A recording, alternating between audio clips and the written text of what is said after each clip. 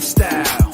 Sports cards and we live now. Jeremy Lee in the building and every guest that you ever needed. Sports cards after hours keep the hobby heated. Updates, hobby talk like you never seen it. Sports cards live and none could ever beat it. Sports cards is a lifestyle. Sports cards and we live now. Welcome to another episode of Sports Cards Live with your host, Jeremy Lee.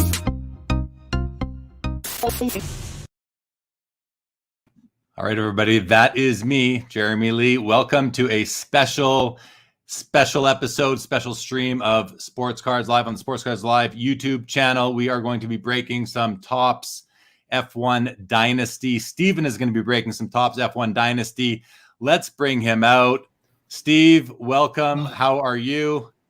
I am really good, thank you, Jeremy. Pretty excited about this. It's been a long time since I've broken anything. I think that was a 15-16 cup with McDavid in hockey. Right on. Well, this is a big break too. I was really surprised to learn just what this stuff is selling for these days. When I heard 50 boxes, I didn't know exactly what that entailed, but I know now, and I'm excited for this. Let's bring on your extra camera where we will be showing the product. Next up, and you are currently in Tucson, Arizona, but you're from Vancouver, British Columbia, Canada, correct? Correct. All right, let's bring out our first guest panelist. We've got Michael from Perth of Western Australia. Michael, welcome. How are you? I'm great. Thank you. Thanks for having me. Awesome. Right on, right on. And let's bring out our next guest panelist. We have Helge from Stuttgart, Germany. We have this whole globe covered. How are you, sir? I'm perfectly fine. It's a pleasure to join. It's nice to have you. It's really good to have you. And let's bring out my friend Karvin Cheung, who is joining us from San Diego, California. Karv, it's like I just saw you a couple hours ago, but how are you doing tonight? I'm good, and hello to everyone around the world, and long time no see, Jeremy. Yeah, we just did a show on the Collectible YouTube channel about 2 hours ago. We wrapped that up. So this is the sixth show I've done all weekend. It's been a very busy weekend of content for me, but I'm looking forward to this, Steve. Listen, I mean, we've got lots of people watching already. Lots of people are already a ton of comments. She collects cards. I've been waiting too long for this, so great to see you and welcome to the show. Lots of comments, guys. Everybody, welcome. Steve, I mean, before you start cracking, let's just build up some context here. You have 50 boxes of Dynasty. It's one card per box. These things they're a hot item right now. Why did you want to open up 50 boxes with all of us here tonight on my Sports Cards Live YouTube channel? Specifically, well, since I went on with you way early, and your subscribers and all that, wanted to support your show and figured F1 was something interesting, different, and really was here to support your show. And know how many people, usually I'm pretty private about all that, but people are asking a lot about this product. People are very curious about this product. There's not very much information here. And then having our guests, Michael and Helge here, they are very, very knowledgeable in this space and have amazing collections. And as we just heard, everyone around the globe, this was a really global sport here in F1, and it's really exciting to see it really picking up steam. And as Karvin kind of was the one that mentioned F1 and an official Topps licensed product, from then on I was very hooked, very excited, and have just in for the ride like everyone else here. So Karvin, tell us quickly, how did that go down? Because are you responsible for this? Are you responsible for Steven's F1 card addiction right now? I think I am. I'm sorry, Steven. No, just say sorry to the wife, but I'm good. I'm good. So you want me to go over the story here, Jeremy? What happened? Well, you may as well do. I know people want to see Steve. You may as well start opening up a box while we're talking. Let's get started. But yeah, Karv, why don't you tell us the story while Steve starts opening up box number one? So it was a time when you interviewed Steven as the person that got the BGS 10 Sidney Crosby. And I didn't know who it was. I thought Steven was out of the hobby. And all of a sudden, lo and behold, I see Steven on the screen. I'm like, wait a minute. I thought he was out of collecting cards. So after the whole show, Steve and I connected again, and we were chatting on the phone, discussing about some ideas. And then, all right, go ahead, review your card. Wow, nice patch. Interesting. So this one is a 4 of 4 Alex Albon. I'm going to guess this is a nameplate because I see the EX and Alex probably. Maybe Helge and Michael can speak a little bit about that as well. So it says suit nameplate. Yep. That's right. So that's the first one that we have right now.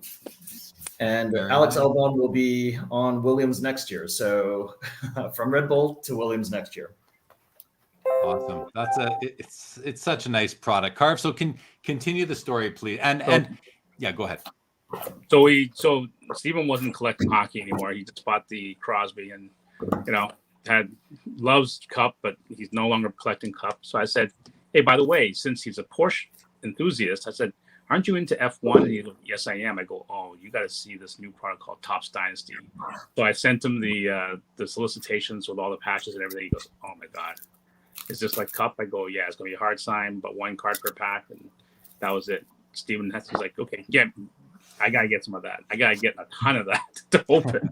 So from that point on, he started buying at an early stage. So the good thing is that Steven at least got into some of these at a lot lower price than what it's currently going for. All right. Let's see card number 2.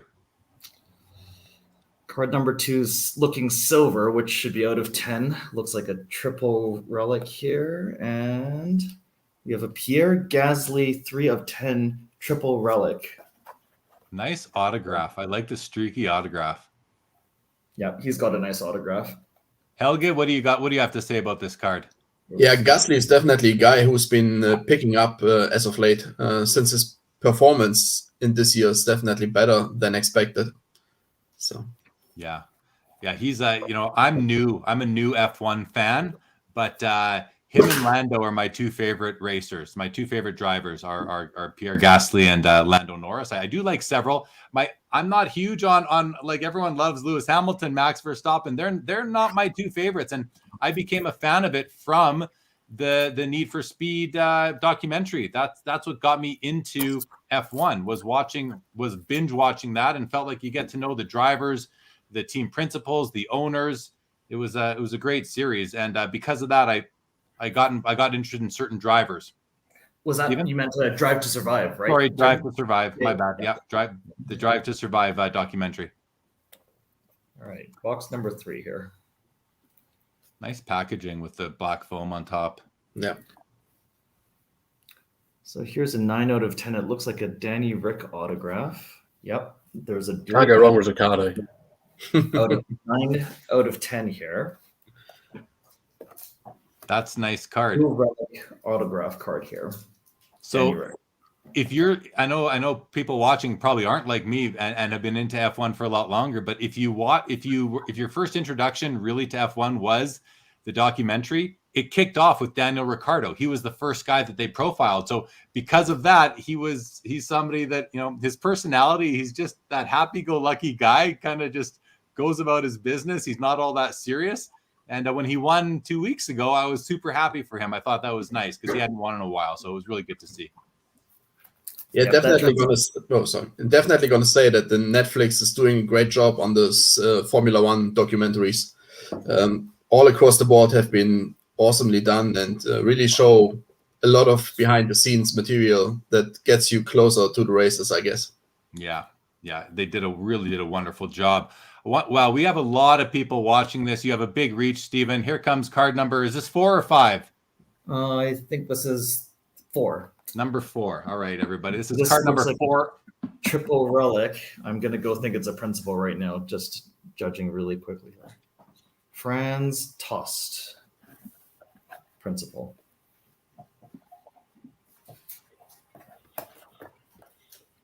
Triple relic autograph. Number out of 10.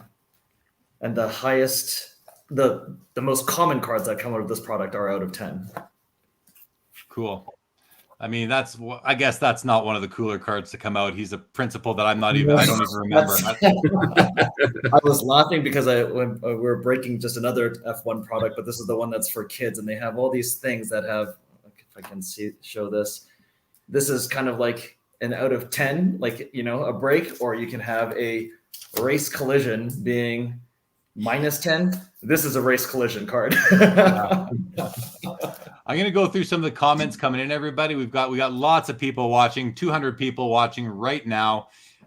Michael Corbley is a huge Gasly fan. Same here, Michael. Gasly is way better than the Japan. I'm not sure what that means. Jordan Daniels, if you want Formula One's subbed for grading, follow Fixed Corners. All right. Show me the hammies. We have a lot of people want some Hamiltons. I can see that. Global, welcome to the show. Austin Brown, there's the legend in the chat. We want Hamilton. We got Studio Sports with us as always. Great to see you. We got Irving in the house. Good evening, Irving. What do we have next? This is card number 5. I think it looks maybe Alfa Romeo. Another triple patch here, it looks like. I'm going to go guess maybe it's Kimi. Yep, Kimi Räikkönen here. Nice one. Numbered out of 10. That's number 4 out of 10. And when you'll see the silver foil along here. That depicts that. You'll know that it's out of 10. Very nice. Very nice. Gimmicky Fibers loves the bonus content. Wife said I could watch you weekly, and now I'm in the garage, and she is pissed. You just keep on watching from the garage, Gimmicky. That's we're good with that, and it is great to have you. Yes, Jordan, this is one of the biggest audiences today. We have over 230 people watching right now. Welcome, everybody. This is Sports Cards Live with special episode. Steven is breaking 50 boxes of F1 Dynasty. As you know, this is box number 6 right here. I do shows every Saturday night, interviews with hobby insiders. Oh, we lost the extra camera, Steven. We lost the extra camera. Okay. We'll need to bring that back. I do shows every Sunday night, every Saturday night. I mean, everybody with various industry insiders, passionate collectors, content creators. Check it out. If you're new to the channel, welcome to the channel. And please hit the subscribe button and check it out on Saturdays. Let me know when you I think we're back in, Jeremy, if you can add that back in. It's not showing up for me, Steven. Okay. Corey Summit wants to know, are you giving away any of these cards? I have no idea what I'm doing with them at this moment in time, so really don't have a clue. Jim lets us know that Steven is an F1 legend. Hey, Jimmy, how are you? Chicago Saga. I gotta make a comment about Jimmy actually. So I PVR'd the race this morning. And I didn't watch it till this afternoon. It starts at 6 a.m. my time, so I wasn't up to watch it. So I wake up, I turn on Instagram. What's one of the first posts I see was Jim's post with his Lewis Hamilton card saying "win number 100." I'm like, I try to avoid it all day. I'm going to try and avoid it, and Jim spoiled the race for me. Jim, there you go. Oh. But the funny thing is, when I watched it, I mean, it didn't seem like he was going to win until the 51st lap. Yeah. So it kind of made me wonder how is he going to win this? And then the rain started coming, and it kind of all started to come together. But at that point, I had no idea how that was going to happen. Yeah. All right, here comes card. This is card number 6. I will let you count, but I think we're 6 or 7. Someone else will be counting. So this looks like another Danny Rick card. 204. The Honey Badger. Yep. So I think this is going to be a zipper or a flag would be my guess. Zipper. There you go. That's so cool. Nice That is one. so cool. It's okay, Jim. It's okay, buddy. I've always loved the zippers for this product because I don't know, you guys would know if there's another sport that actually has zippers, because most athletes that are, basketball, hockey, anything else, you don't want it to get caught, but you're driving in a car here. So I always find this one is very different versus all other sports on having a zipper patch here. I don't know if I've seen zippers before. We've seen laces, we've seen buckles, that sort of thing, but zippers, I don't know that I've ever seen a zipper before. Yeah, Johnny says, what a great race. Tough break for Lando. Yeah, but I mean, he was getting a little aggressive there, not pitting, right? He should have pit when everybody else did, and then he was sliding everywhere. That's when you're young, you make mistakes. You got to learn. That's what I was thinking, Helga. I think that was would you think that those decisions was it lack of experience or lack of maturity?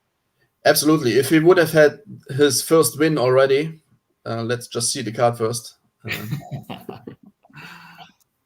Oh, Lewis. I think there's something interesting here. We'll see. It's got to be the flag. It's got to be the flag. You think it's a flag? Oh, We've already got the zipper.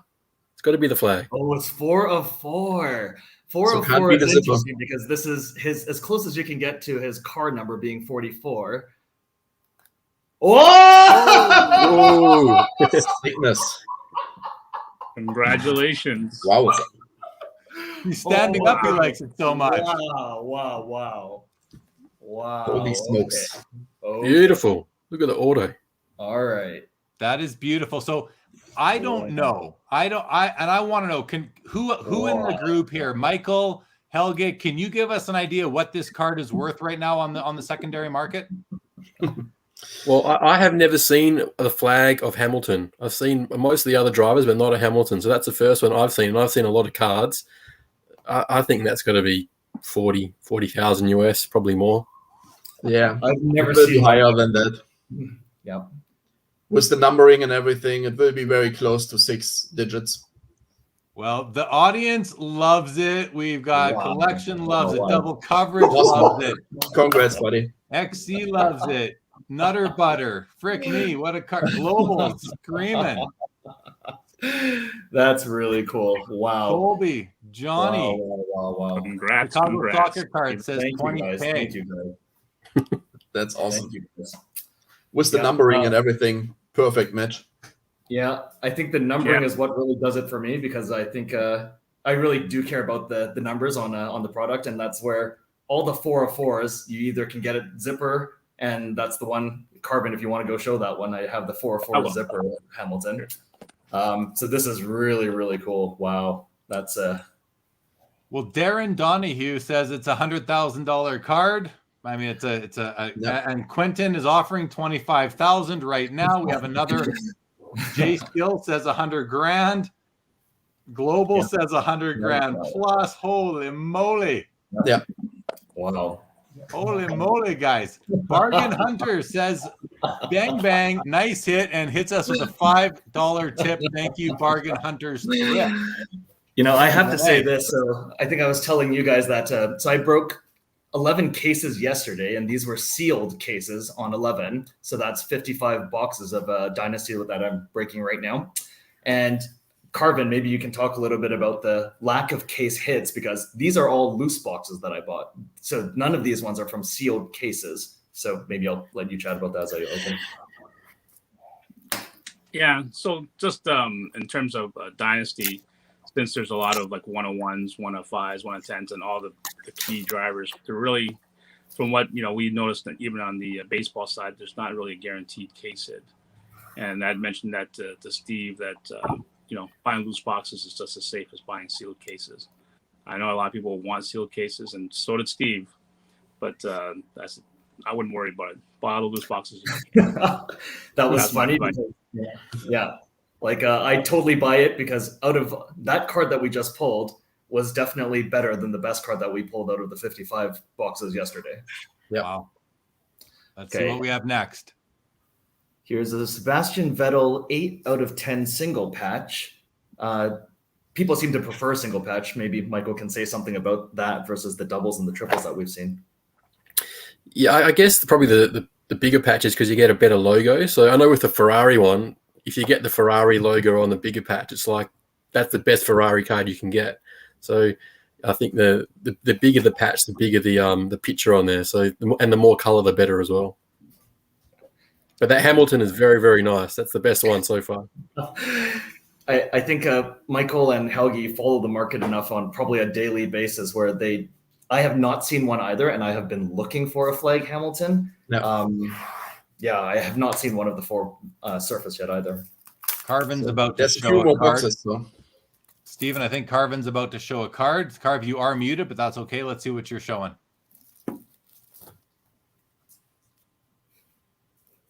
Lewis Hamilton, we can see on the back. So this card is actually not my card. This is Steven's card. And the 2 principals involved is Steven and Helga. So Helga took a vacation at Cabo San Lucas so they can quarantine for the US and bring this card to Dallas, where I picked it up for Steven. It's still in my possession, but it is Steven's card. It's not mine. So, and this one is, if you can see, it's 404 as well. How cool is that? The matching set, 2 404s. It's just it's perfect. Yeah. How many different fours are there, Michael? I'm pretty sure there's only 2. It's only that. Only those 2 sets. So you pulled one and then you bought one. That's amazing.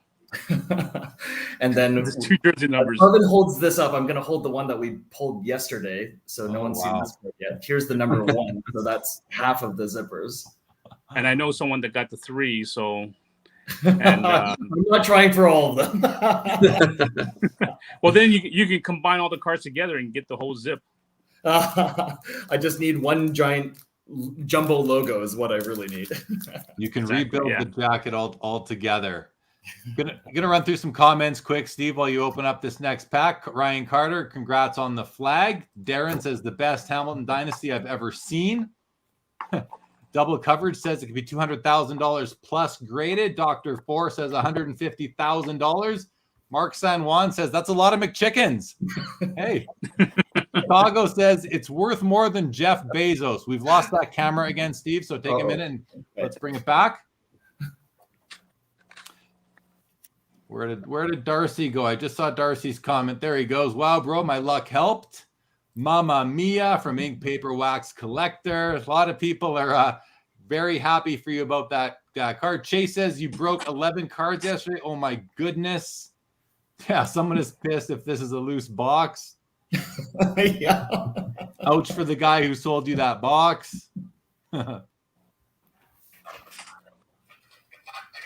Luckily, he has many loose boxes, so nobody knows exactly which ones it was. So Yeah, true. You just don't know. You just don't know.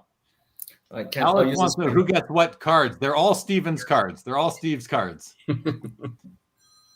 We got Mark Zablo says most beautiful card ever. Mark Zablo from Bleecker Trading. Welcome, Mark. Pie Face says this is the greatest break I've ever seen. Oh, here's the other camera. Let's bring it back on. last time it happened right before the Hamilton, right? Where's the camera, Steve? It's coming on. So let me talk about Steve in the past. So just in case you guys didn't know, when Steven was always a big fan of the cup hockey, I think that's what lured him into the business, into the hobby. It was the cup hockey breaks, and he would share his experience with one other or two other collectors, and their target goal was 100 cases of cup hockey, and they got it. So just to let you know, like, where Steven's passion is, when he's committed, he's extremely committed. That is true. I remember being at the Sport Card Expo in Toronto. This goes back to probably 2008, 2009, somewhere like that. Echo on your phone, Steve. So I'm going to let you turn off the mic and the volume there. But anyway, he was opening up a case of Upper Deck's The Cup, and there was and he did it up at Upper Deck's booth. There was a huge crowd around, and he went on to pull a Sidney Crosby Cup rookie patch auto at a 99, and that was exciting. And it just goes to say, like, how long, Steve, you and I have known each other. We go back at least maybe closer to 20 years by now that we've actually known each other, and it's kind of nice to have you back doing some hobby stuff now, because you've been in and out. So it's good to have you. Thank you. Are you ready for the other camera? So you guys, everyone out there will know if Steve's not committed, because in 3 days, all the cards will be up on eBay like he did with Cup Hockey. All right, great. Steve, we're ready for the next pack. Awesome. Great. So here's 6 out of 10. No, we lost it again. No. What's going on? Lost it again? Oh. If you want to just use your main camera for now while you...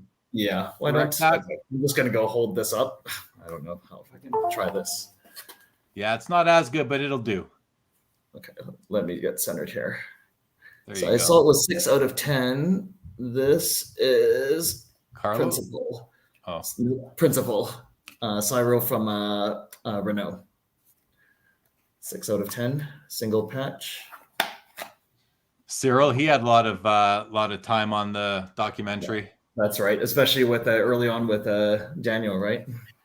Yeah.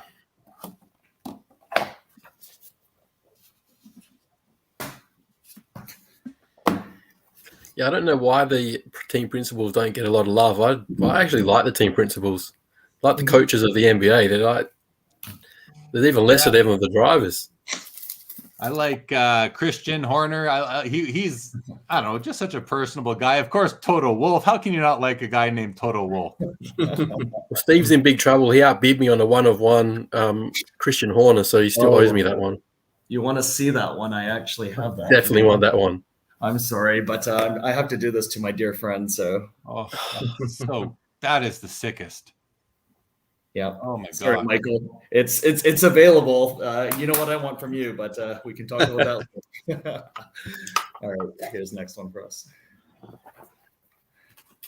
What do we have coming next, guys? What do we have next? This is in silver, so I see 8 out of 10. Infinity looks like Renault. Oh my goodness! Wow, this was the same. This is loose boxes. Same guy. Same guy. Same guy. This one's for Steve as well. Yep. Well, Michael's showing a card. Is that Christian? It's a 1-of-1 Christian. Yep. Christian Horner. That's pretty. Alex says, I love Cyril.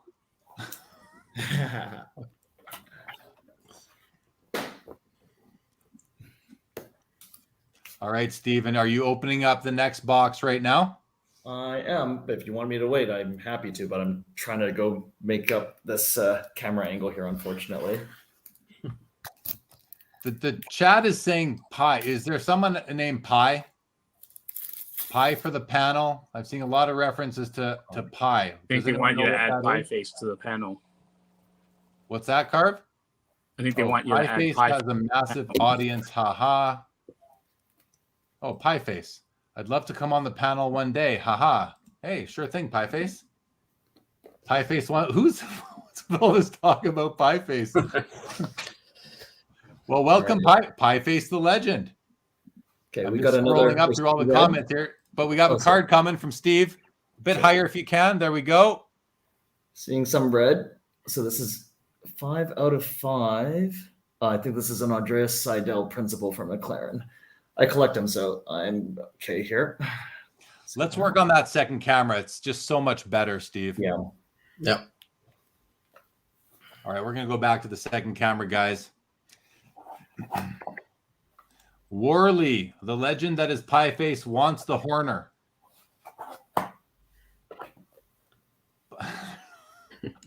And thank you for the tip. Greatly appreciated. He has a pie shop in London. That's awesome. Okay. I've never been to London. I need to get there. I will go there. I promise. All right. We're trying it on the iPad, so. All right. Good stuff. Take a minute. No problem. No problem. At that point. Oh, go ahead, Jeremy. I was gonna ask Michael. So, for someone who's newer, like myself, I admit I'm new to being an F1 fan, but I really, really enjoy it. And I don't find myself being like, I don't hope for Lewis Hamilton. I don't want him to win. Not that I have anything against him. He seems like a nice fellow, but he's won enough, especially now. He got number 100. Okay, bro, give someone else a shot. Then I think about Max Verstappen. He's obviously very good. How do you go from 20th to 2nd today? Like that, it blows my mind that you can be that dominant. You can have a penalty to start and you still come in 2nd place. If he wasn't in 20th, would he have won the race? It seems to me like he very well may have. My question really is, and with Verstappen, I don't find him likable at all. I just don't find him to be a real likable driver, personality, if you will. Is it just me, or do others feel that way about him?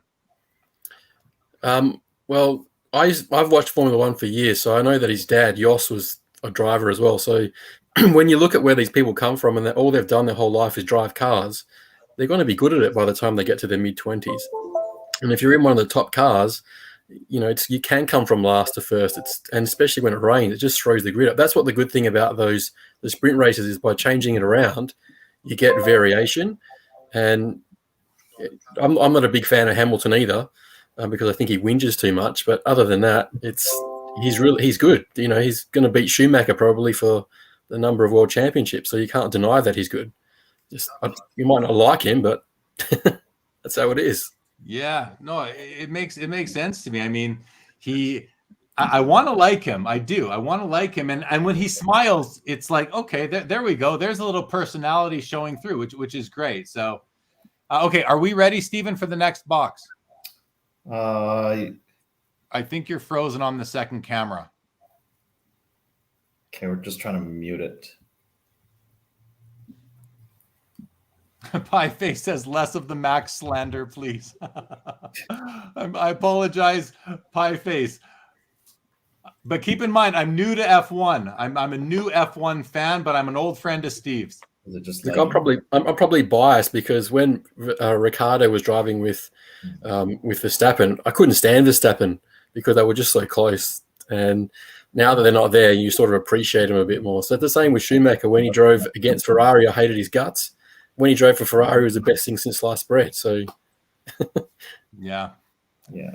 I'm going to take off that cap. Oh, is it back there? Is something happening on the camera? So I'm just going to go through a couple of comments here that I found really. So Jordan says Max is my favorite. Benoit, for us fans, we saw him lose for years. Okay. Appreciate that. Yeah. Luke says Max is taking it this year. Where's the George love? Let's see some Russell. I don't mind Russell. Delwood says we all hate Mazepin. Is that true? Because I was in a clubhouse once and someone just said, yeah, I don't like Mazepin. I don't know anything about the guy. Why is Mazepin? Why is he out of favor? I think that's me to answer, since he's in a team with the German Mick Schumacher, which is my favorite. So, and they are having some beef going on basically the whole season. I think they had some accidents within the team already, like 2 or 3 times, which were a lot of percentages go onto Mazepin's account on those. So he's, by a lot of people, he's only in Formula One for his dad's money and not for his skill. So, okay, those are reasons I can understand why people wouldn't like him. Appreciate that. Yeah, Faley says Mazepin sucks. Here we go. Steven is about to reveal the next card of the break. So here's a triple patch. Oh, what do you guess this is? I don't know this one. Verstappen or Albon? Okay, ready? 3, 2, 1. Verstappen. Albon. Albon.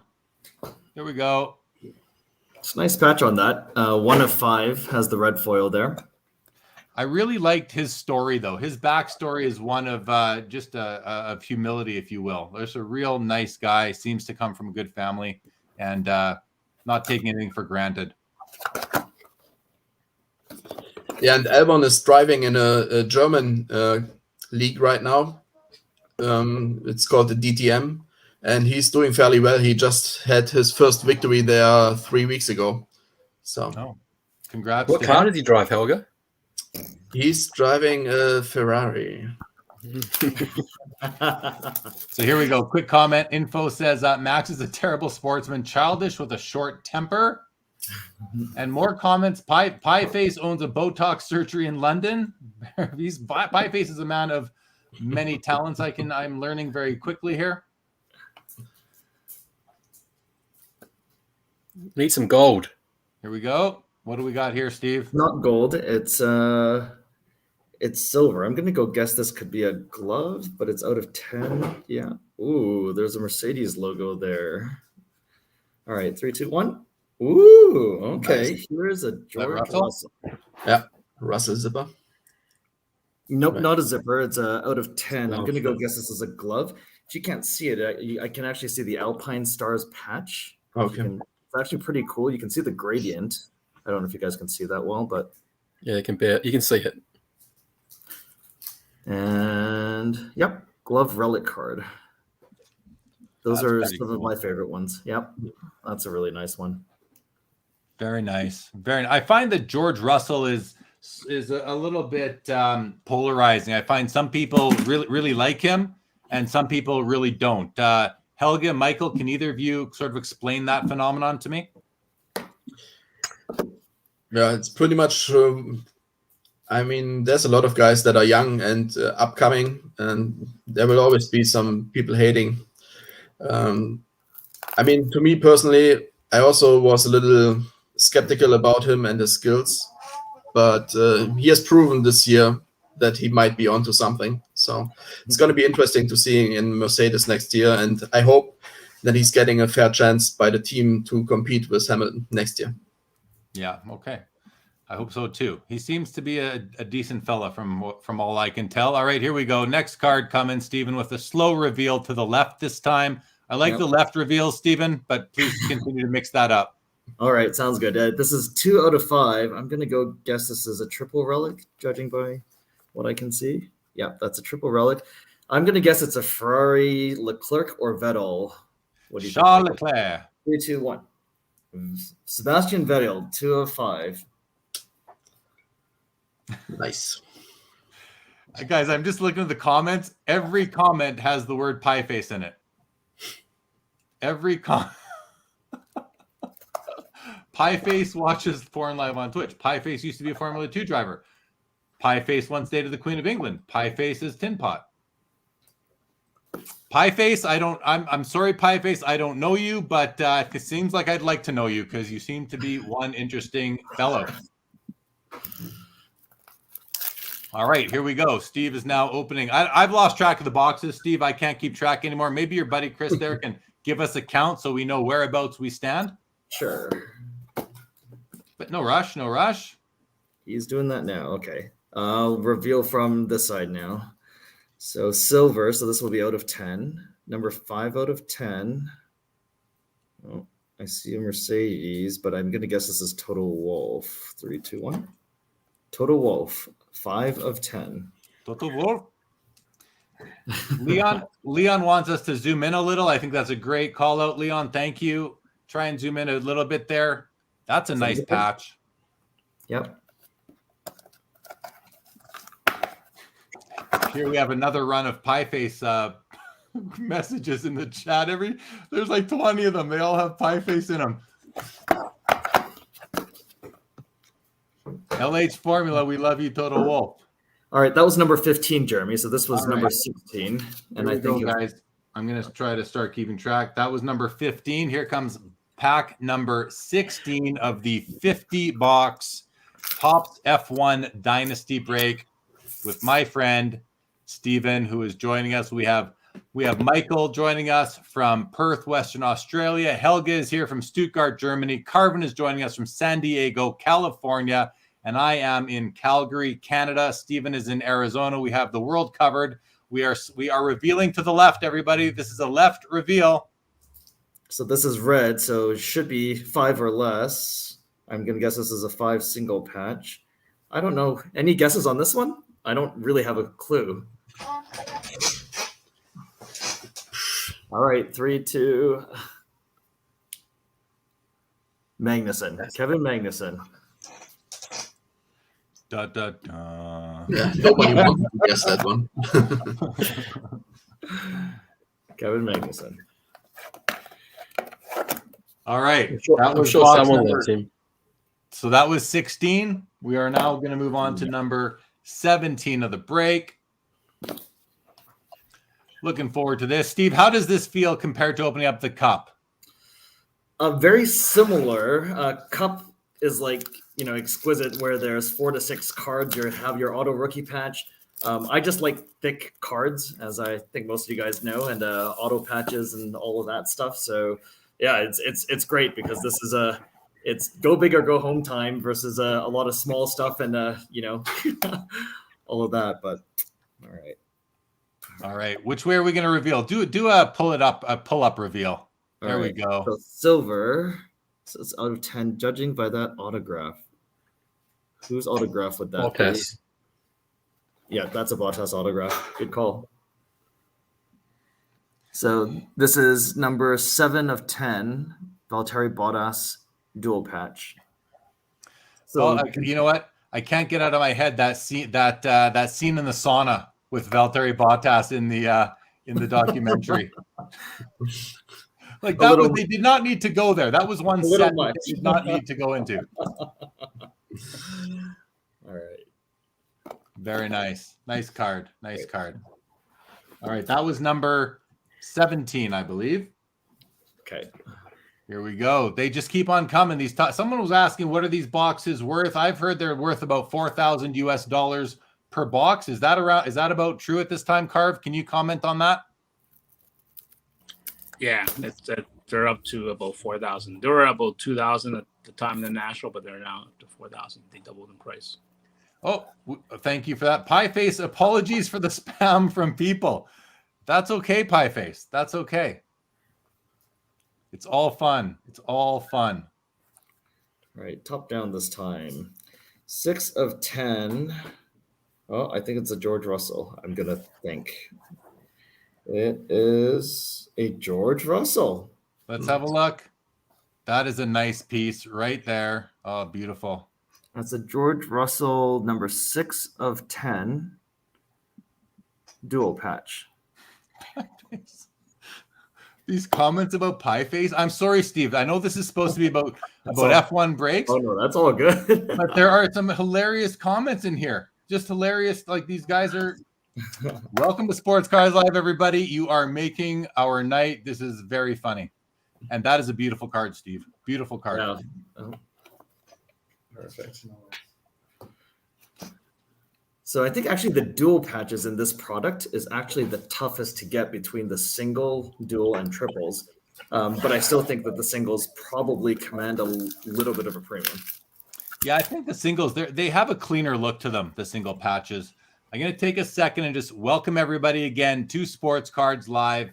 This is a special episode of the F1 Dynasty break. I do interviews with hobby insiders, content creators, passionate collectors every Saturday. Please give a subscribe. Check it out. I'm going to roll some of my socials on the bottom right now. That's where you can follow me and subscribe to the channel. Here we go. We have a left reveal, everybody. This is left reveal number 5, box number 18. That looks like BWT. I'm going to say this is either maybe Perez or Stroll. It is Lance Stroll, 1 of 5. Lance Stroll, our fellow Canadian, Steve. Yep. He's been doing better as of recent. You know, he seemed to be at the bottom of the ranking every week, but he's kind of middle of the pack now. Yep. Well, he'll be around for a little while. So. Well, yeah. I mean, we were talking about Mazepin before about your father's money or whatever, but isn't like me. That's talk about having an easy way onto the team. Yeah, but I definitely give him some more skill than I would assume Mazepin's having. So it's not all nepotism with him. There's a bit of skill involved too. Then that's good to know. Oh my gosh.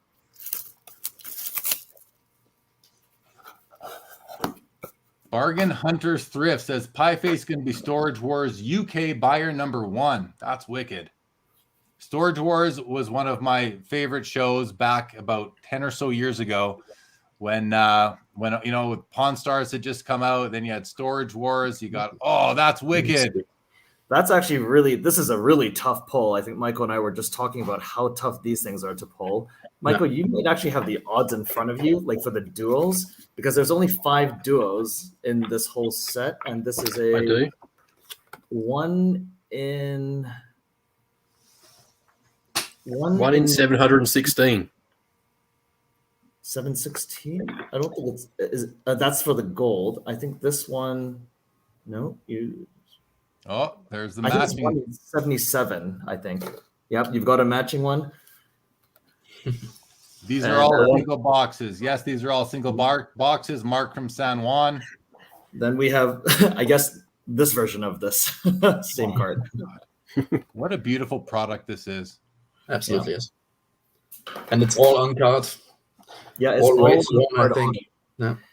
That's why I have a tough time with Chrome, because it is the sticker autos really. I've never kept anything with a sticker auto. Very so nice. the red one is 1 in 150, 1 of 5, and the gold one's 1 in 716. Okay, this is a silver one, so I think this is 1 in 77. This one's numbered 4 of 10. Yep, 77. Cool. Thank you, Michael. Right on. That's amazing. Good stuff. Good boxes. This product. I mean, someone put $20,000 break. I think if these are $4,000 each and we're doing 50 of them, this is a $200,000 break. Not to mention, Steve opened up 55 boxes last night. So in the span of 24 or so hours, we're going through over $400,000 worth of this product. And we've already seen one card that people have estimated could be worth over $150,000. That's the highest estimate I've seen. I think maybe someone even said 200,000. Pi said open faster. All right, Pi 3, 2, is now 1 in here. charge. Guys, Pi is now in charge. What do we have here? This is a Carlos Sainz 1 of 10 triple memorabilia patch auto. Very nice. I'm a fan of Carlos. Yep. Great. But yeah, the story about pricing for the product is also interesting, since it was like around about 2K per case in pre-sale, and then come release date, the case prices was at 7K, and now, what is it, like half a year later, we're at like 20K per case. So that's unbelievable what's gone on. Even the Topps Chrome product. I was talking to Karvin earlier that, you know, before the National, it was affordable. I don't remember what the price was, Karv, but now you say it's up to about 20 grand a case for the, I think you said for the Topps Chrome. Is that right on F1? Yeah, it's actually just, it went up again. I think it's 23,000 on an online retail. 23. And how many boxes is that? 12 boxes. but At the National, you could have got it for like 6,500, and now it's like, 23,000. These things Karvin is talking about is this guy. That's the Topps. That's a case of Topps Chrome. Yeah. Yeah. We got 4 of those. All right, Chicago Soccer Cards is calling for a big Lewis Hamilton coming up. Let's see if we can do that. I'm not that greedy. Hey, you know what? Wow, You're this is opening a really lot. Nice logo right now. That's a really Red nice. Bull. I couldn't even The tell that Max. already. That was easy. Come on, Max. All right, it's either right or the wrong guy. 3, 2, 1. It's the wrong guy. Principal, All right. the biggest villain in the documentary of Yeah. all of them. So here's a 3 of 10 Christian Horner, principal for Red Bull Racing. That's a great patch, though. I mean, and he's got to be. I'll ask you. I'll put this out to you guys and to the chat if anyone wants to know or can answer. Is Christian Horner the most popular team principal? As far within F1 fandom, is he The most animated. He's the most animated. Yeah. He's personal. He's personable. He'll always talk to the mic. Is what I find. During the documentary, he was just a very likable guy. Didn't seem to be humble, modest, all that sort of thing. Chicago Soccer says Toto Wolff is. Z Blank says Gunther is the best. I like Gunther. Gunther's hilarious. Gunther is hilarious. Gunter's the underdog. That's why. Yeah. All right, here we go. This looks like a triple. It looks like a red foil triple. Uh-oh. There's not much here's on the patch. I'm going to go guess yeah, it's Williams. principal. Yeah, that's what I'm thinking. Nope, you just had to say Gunther! it. You called him out and he came. Gunther Steiner. Principal. Gunther. Horner is married to a Spice Girl. Is that for real? Yep. He is. True. Okay, so he's got it covered in all areas of life. Man. Good for him. Good for him. Pretty sure it's Jerry Halliwell. That's all right. Nothing wrong with that. I didn't know that when I was watching the doc. I didn't realize that she was. I didn't know Girl. that. Yeah. Well, sometimes you need a little ginger in your life, right? No doubt. No doubt. So Jeremy, Bargain Hunter, if you are a fan of Storage Wars, is Renee. I know. I'm aware of that. He's also I've seen him in Clubhouse a few weeks ago. But yes, I'm aware. He's also in my fantasy football pool, which I believe I'm 3-0 after this week. You are. Guys. Yes, you are. Yeah. And I don't think I've gone against Renee yet. Renee's warehouse is like 10 minutes away from where I live. So I showed What's the up. principals right now? Wow. Let's see. Toto Wolff, 1 of 10. Lots of principles. It's a nice piece, but Yeah. I don't know. It's like getting a coach. To me, it's like getting a coach. Now, I do believe the principles are very important and they're personable, but I want the drivers, guys. I want the drivers, you know? Like Stephen, you said earlier that you actually collect one of the principles. Is it common among F1 collectors where there are certain people who do PC the principles? I would doubt that, but I think it's Seidel's involvement with Porsche before he went over to McLaren and turning them around that made me interested in him. So I think it's very personal. Yeah, I don't see that as being. I don't see many people collecting the principles. No. I think there's a few guys in the UK that are collecting certain teams, so they are picking up the principles as well. That makes sense. That makes sense for sure. Thank you, Worley, for the tip to the host. Much appreciated. Pi asked, "Are them Chrome cases for sale?" You got to read out the post when it comes with a tip for the host. Thank you very much. Oh, was that a question? No, I'm not sure what to do with those yet. I don't think it was a serious question, to be honest. I don't know. I'm not able to keep track of all the posts right now, but keep them coming, everybody. Having a great time. This is reveal number 7 to the left. This is a tough one. Torpedo. I'm just going to call him Torpedo. Who is that? Daniil Kvyat. Okay, yeah. I've seen his name on when I do my F1 searches on eBay for the cards, but I've never heard of him as an actual racer or seen him drive. Oh, Well, it was okay. But there I caught an actual pie face post. It says it was serious. If you have a look at Max Verstappen's new girlfriend, that's Kvyat's ex-girlfriend. I thought Max Verstappen's new girlfriend is PK's sister or PK's daughter. No, PK's daughter, but she used to go out with Kvyat, and they got a child together. Wow. That's keeping it in the family. LH makes a real good comment here. It says Toto Wolff owns 30% of Mercedes. He's more than a team principal, which I was aware of that. I thought that was really cool that he's an owner there as well. Really cool.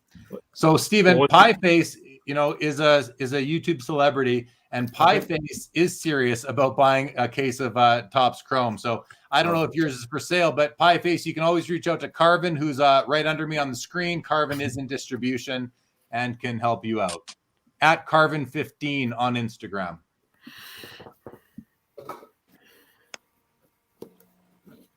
So Pieface, you're based in England? Is that the case? That one says Manchester, so I assume you're in Manchester. Thank you again, Worley. Thank you, Renee. Thank you, Worley. Really appreciate you guys throwing the tips our way. Ryan Carter says Karvin is the man. Here's we have. Sorry. Is that Vettel? Nope, it's a Valtteri Bottas. Bottas. I always get those two confused. Number 7 of 10. I'm going to believe it's a glove. Yeah, glove relic here. Nice card. Thank you for clarifying, Worley. Appreciate that. Come on, Steve. You need to get a couple jumbos. Look, I'm still killing me on that Hamilton, so I'm pretty speechless. Pi, I'm going to make a new ticker for you. I'm going to put that on there right now. Everybody wants to reach out to Karvin on Instagram. Karv, if you're okay, I'm just going to put your Instagram on the ticker. Sure, go for it.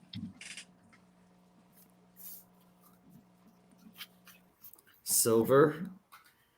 Looks like a triple. I see an infinity, so that's probably Ocon or Ricardo. Danny Ricardo. Ricardo, my first favorite driver in F1. That's a cool looking piece. What's it, number 2? This one is number 2 of 10. Very nice. Very nice. And Karvin's Instagram handle is now streaming on the ticker at the bottom. Pi, you can see it right there at Karvin15. Reach out. Reach on out. Karv, he's reached out. Karv, I think you might get inundated with DMs. I apologize. Hopefully, you can find pies within there. All right, here we go. Next box. J Skills. Claire Williams is my favorite. I didn't mind Claire Williams. You know, she seems to have got the job because of who her father is, but I think she does a good job. It's the best I could tell, again, from the documentary. Here we go. Another left reveal, everybody. That's Oh, a nice I like the piece of color. belly patch, and Like the color. I don't know what this is. Just Any don't be a guesses? principal. Please don't All be a right. principal. 3, 2, 1. Oh, that's a nice one. Ooh. Lando. Lando. That's my favorite Really driver right nice there. Lando. That's probably one of the nicest patches I've seen of him, because usually these ones are just the McLaren blue and orange. By a long shot, most of them are that. Wow, Yeah. really nice. I like that card. I like that. You know what? The thing I'm excited about, Helga, I'll say this to you, is that, you know, with Lando and what happened today, I feel like, again, as a newer fan of F1, I'm going to make him my guy. You know, between him and Pierre Gasly, these are the guys that I'm looking forward to watching, and I'm looking forward to seeing him mature over the next several years and becoming a more consistent, a more disciplined, and you know, because he wasn't interacting well with on the radio today, Yeah. right? He wasn't really giving the respect to the team, and I want to see him do that. Like Lewis does that. Lewis respects the team. But he didn't do it from the beginning. You know, it's the same story, kind of. I mean, you can't. How old is Lando? 22, 20-ish, somewhere in the ballpark. So, yeah, at this age, I think it's perfectly fine. I actually like that he reacted that way on the radio. But it shows you that it's not the end of his evolution. There's still a lot of room to grow. Yeah, I that's what I'm thinking. A lot of room to grow. Here we go. We are revealing to the right. This is a right reveal. There's What do a we got? 9. It's a 9 out of 10. I see the silver, and I see MAX. 3, 2. Max. Here we go. Verstappen. What a patch. Nice That's a one. nice single. That's a really nice single. Very nice card, Steven. Very nice card. Yeah. I mean, I might not be the biggest fan of Max. Hey, I'm open-minded though. I'm gonna let him grow on me. And you know, there was that scene where he got into a bit of a fight. I think was it with Ocon during the documentary again. I wasn't a big fan of that. I thought he was a little bit too aggressive, and especially against a guy who was kind of newer and not as established. So I want to see Max again mature a little bit more and become more of a better ambassador, I think, for the sport. I think he can do it. I think quickly, I just want to mention on that last card that we pulled, the autographs on Verstappen and Hamilton. There's a few others, but noticeably those two have been fairly weak on average on this product, as in not well struck. That one was really nicely struck, so that was really nice to see. Yeah, and I think like Max lost a lot of fans or supporters also within the last 3 or 4 races where he was just pushing it a little too much. Yeah. But you can't deny his skill. Today was very impressive. To the people asking what documentary I'm referring to, it is on Netflix. It is called Drive to Survive, and I recommend you watch it. It is excellent. It turned me into an F1 fan, and every Sunday now I look forward to watching the race. What do we have here? I like the color. Ferrari. Looks like Ferrari is right up Michael's alley. It is. Oh my goodness. All right, here we go. Yeah. Team principal, Ferrari. You know, yeah. I also like Carlos Sainz. I'm a fan of Carlos Sainz. He's a guy that he seems, you know, again, even Sergio Perez, these guys all seem to be just good dudes. I mean, again, you watch sports, you watch the games on TV, you watch whatever match it is, you don't see behind the scenes. And then F1 comes along and puts out this documentary that gives you this behind the scenes look, not only into the way the teams are run, but into these drivers and their families. And if that is not a way to market your league or your sport, I don't know what is. They did a fantastic job. And I think they're gonna reap the benefits of it. Here we go. Looks like we're doing a left reveal. So silver, which is out of 10. Silver out of 10. I don't know this one. Any guesses, Michael, Helgi? Maybe Renault. Okay, 3, 2, 1. That Ricardo. Ocon? Oh, Ocon. Who is it? Esteban Ocon. Esteban Ocon. Yeah, I don't mind Esteban Ocon. And also catching back up on the Netflix documentaries, if you want to check out a little history of Formula One, I can definitely highly recommend. I mean, and not only because I'm German, but the Schumacher documentary is really well done. It's a nice recap of his career, and definitely has some emotional aspects towards the end. Which are really intense. Did you cry? It was close. I admit, last 10 minutes for me as well was really tough to watch, knowing what's happened there. Someone was asking if these boxes are fake. Oh, Master Yoda, are these boxes fake? How so many? Basically, being a very resourceful collector and accumulating these boxes, they are not fake. This is the real deal. All right, here we go. Another left reveal. Reese, I'm going to block you if you keep asking people to spam the chat. Is that I think this is either a Perez or a Stroll. Yeah, Sergio Perez. Sergio Perez, a big fan of Sergio. Yeah. He had a very nice episode on Drive to Survive for sure. He really did. He really did. No worries, Master Yoda. That was a fair question. Fair question. With a fair answer.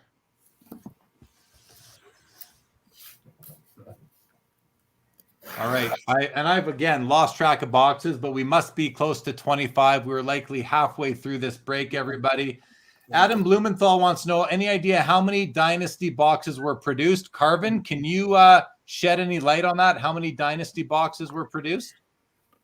No, I don't have an idea. Actually, I got to step away for a little bit. I'll be right back. Okay. Sounds good. I think Michael and I do. Oh, yeah. Go for it.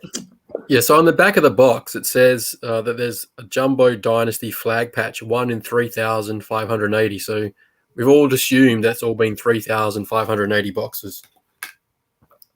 Oh, that's it? Yeah, That's it. That's it. That's not very many. No. Quinton says 3,500-ish, so that's pretty close. Right. Delwood, appreciate that. You are welcome. Wesley says this is the biggest F1 opening of all time. Here we go. Next box. What do we got? We got some color. I like that. Ferrari. Sebastian Vettel. Nice. Nice patch. Nice patch. Nice auto. Nice card. Nice presentation overall. That's really nice. Yep. He doesn't get a lot of love for a 4-time world champion. It's just hard to understand. Crazy. It's crazy. Yeah. Hello, Wesley. Welcome to the show. So right. Silver, number 1 of 10. Sebastian Vettel.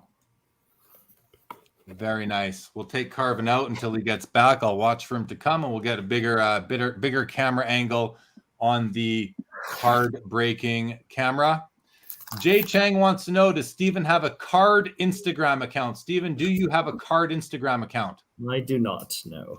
He does not. Steven is a private guy, even though he is opening up these boxes in front of over 300 people today. He is still a private guy. Haza, the most expensive card today was a beautiful Lewis Hamilton flag patch that Steven pulled, number 4 of 4, earlier on in the break. We will show it again soon. Oh, here's team principal. What's his name? All right, you said it for me. I don't need to say anything else. It's a cool patch. I like the pink patch. Otmar. Oh, Otmar. I remember. Otmar's a good dude. No problem with Otmar. Steven, MMC tells us that there are 6,000 viewers watching this on Pie Face's stream. So there's a lot of people watching right now. All right, here we go. Box number, let's say 25 or 26. Box number 30. I think we're 30, Jeremy, is what I'm Box number 30, everybody. Box number 30 of 50. Welcome to the show. This is Sports Cards Live. I've been doing this for a year and a half, but this is a special episode. I usually do interviews only on Saturday nights with industry insiders, content creators, passionate collectors. Here we go. Steven is going to do a downwards reveal this time, Steve. A downwards reveal. Someone that, unfortunately, I don't know any of the F1 drivers that... No. Yep, there you go. Reading a lot of principles right now. Here we go. Franz Tost. 2 of 10. And toast. Very nice. Hello, the vloggers, Liam, Jack, Joseph, and Sunny. Great to see you. Thank you for joining. Steve, where'd it go? I missed where'd the comment go? Right here. XC wants to know, are you going to grade these with PSA or BGS? Oh, this is a hot topic for Michael, Helgi, and I. But my personal opinion is that if you take a BGS 9 or a PSA 9 versus if you just have like the OEM tape, like if you just have this tape here, yeah, that's where I would think that's break even. So I'm not interested in doing it myself. But if you start having things that are like I don't mind buying them, like that's perfectly okay. But if I were to grade it myself, there are strange cards that are like I don't see anything wrong with, and then you end up with like an 8. Right. But you know what? At the end of the day, these are so limited. They're so beautiful. Who cares if it's a 7, an 8, a 9, a 10? To me, it's all the same at this point. I don't think it matters, but that's just me. I've been collecting cards for 40 years, and I've been collecting graded cards for 25 years. And to me, I just say that because I'm an experienced collector, and that doesn't bother me. Like on a limited card like that, it's about the card. I believe now when you get to a card that's a serial number, say 99 or higher, to me, then the grade becomes more important. But anything that's under like 10 and under, I don't even care what the grade is. I don't even care if as long as it's presentable and it's not, there's not some big line going through it diagonally or something like that. But just my thoughts. All right. We have a left reveal coming, full red patch, Sergio Perez, one of my favorites. Nice, humble fellow from Mexico. Yeah, I think on the grading, it's very subjective which one's better. There's plenty of examples where PSA grades differently to BGS, so it's... You know what? I can't understand the difference. But Michael, do you think at all that it should come down to how the card looks in the particular slab? Because let's face it, PSA and BGS, their slabs they're very different. The labels are different. I think at that point, it almost comes down to just what slab does the card look better in? To me, and then I'd want uniformity across my collection. I'm biased because I've always liked BGS. I like the BGS cases, but there's always a difference in price between the BGS and the PSA. So if you're doing it for money, you want the PSA. If you do it because you want your cards to be uniform, and that's probably my problem, I like them all the same, I have to have BGS. Yeah. No. How about you, Helga? Where do you sit on the grading discussion? For thick cards like the Dynasties are, I just don't like the cases for PSA for thick cards. Just plain and simple. I don't mind them for thin cards, but thick cards, I definitely prefer BGS over PSA. Oh, there's gold here. Oh, sorry, there's gold here. Gold. Whoa. Nice. All right, we have gold. Let's do a slow reveal to the left, Steve. A slow reveal to the left. So the gold means 1 of 1. I don't know if you guys can see that or not. Yes, there it is. 1 of 1. We can see it at the top. All right. Yeah, there like we go. Triple. Yeah, it looks like a triple. I'll go bottom up and see where we end off here. Here we go. That's a good angle right there, Steve. You got it. You got it. Oh. The wrong Williams driver. Oh. Still, here's a 1 of 1 at least. If you're ever looking for Latifi, honestly, just look to the bottom of the rankings. That's where you find him. That's what I've noticed. Master Yoda, thank you for that comment. Really appreciate it. It's very nice of you. Yeah. Ziblang says, Steven, you're going to get carpal tunnel. You're opening so many boxes. Well, at least they're not boxes of chrome. That would be a lot of work there. Yeah. So just to put the gold in perspective, Stephen has now opened, I think, 5 cases and probably another 6 cases now of these loose. That's he's only got, I think, 2 gold cards out of the whole lot.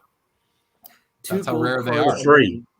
and then 1 jumbo. I think that's right, Michael. I think. So that just shows you how hard they are to get. Well, and also, Michael can go say it if not, but Michael has a very specific collection and take on a Dynasty F1 one of ones. I buy everything. Everything one of one, I try to buy it. Is that your approach, really? Whatever it is? The Are there other Dynasty- people doing that as well? They try. Okay, here we go. Another left reveal. Okay, this is silver dual patch. Peeps, we're doing 50 boxes tonight. We are into the 30s right now. Looks pretty good. Is this either AlphaTauri or? Oh, ooh, That looks like Max. that is really nice. I haven't quite seen that autograph, but What a classy looking card. I mean, these cards, they just did a great job. I mean, Yeah. some of them I think are lacking a little bit of color. There could be more, but when you have the yellow or the red patch piece, they just pop right out. How do you guys feel, Helga, Michael? How do you guys feel about the coloring of these cards, presentation wise? Would you have liked to have seen more color in the design, or are you content with sort of the black and white and the color coming out of the patches? Helga, start with you. Yeah, I'm coming.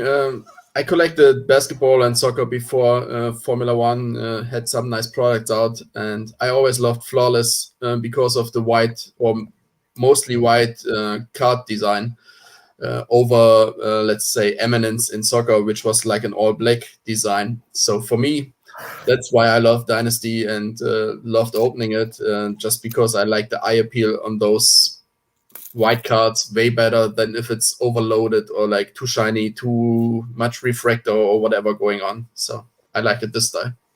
And you, Michael, what are your thoughts? Look, if it's got a Ferrari logo on it, it's just like the best you could ever get. So Makes sense as long to as me. it's got color. So who do you prefer? Do you prefer Carlos Sainz or Charles Leclerc? For me, I think out of all of the young ones, I think Leclerc's probably the best. He wins he's won everything he's ever raced in. So I think when he gets the right car, he'll be very dangerous.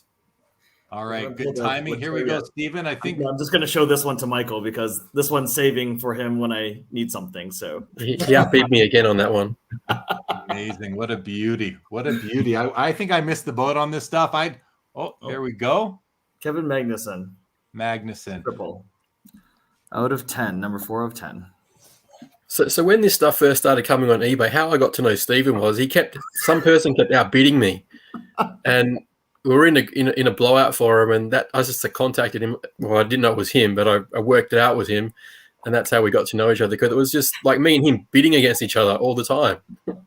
So you may as well become friends, work together, and kind of step aside once in a while for each other. That's what the hobby's about, right? Working together, trying to maybe save each other a couple of bucks here and there. But when a card comes that you both want, there's no rules. There's no favors need to be done. Go to war. Go to war when the big boys come up, right? You know, Jeremy, I will quickly say that Michael and I think we've actually been very good gentlemen with each other. When there was a jumbo stroll that he messaged me about, and I was like, oh, I really wanted the jumbo, and I saw it on eBay, but he messaged me about it. I completely just laid off of it, and I expected him to go win it. And then when we realized, oh, we both didn't bid on it, we were both a little not so happy about that. But yeah. And that's why you have to communicate. You have to communicate and make sure. Well, however, he did outbid me on a 1-of-1 dual Hamilton and Bottas, which I sort of haven't forgiven him about just yet, but I'm working on it. Okay, here we go. Here we go. A left reveal coming. Stephen's most comfortable position. That's the O from OMP, I think.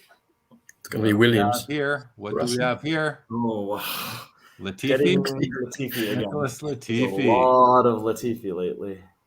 All right. At least he's got a nice autograph, but that's about it.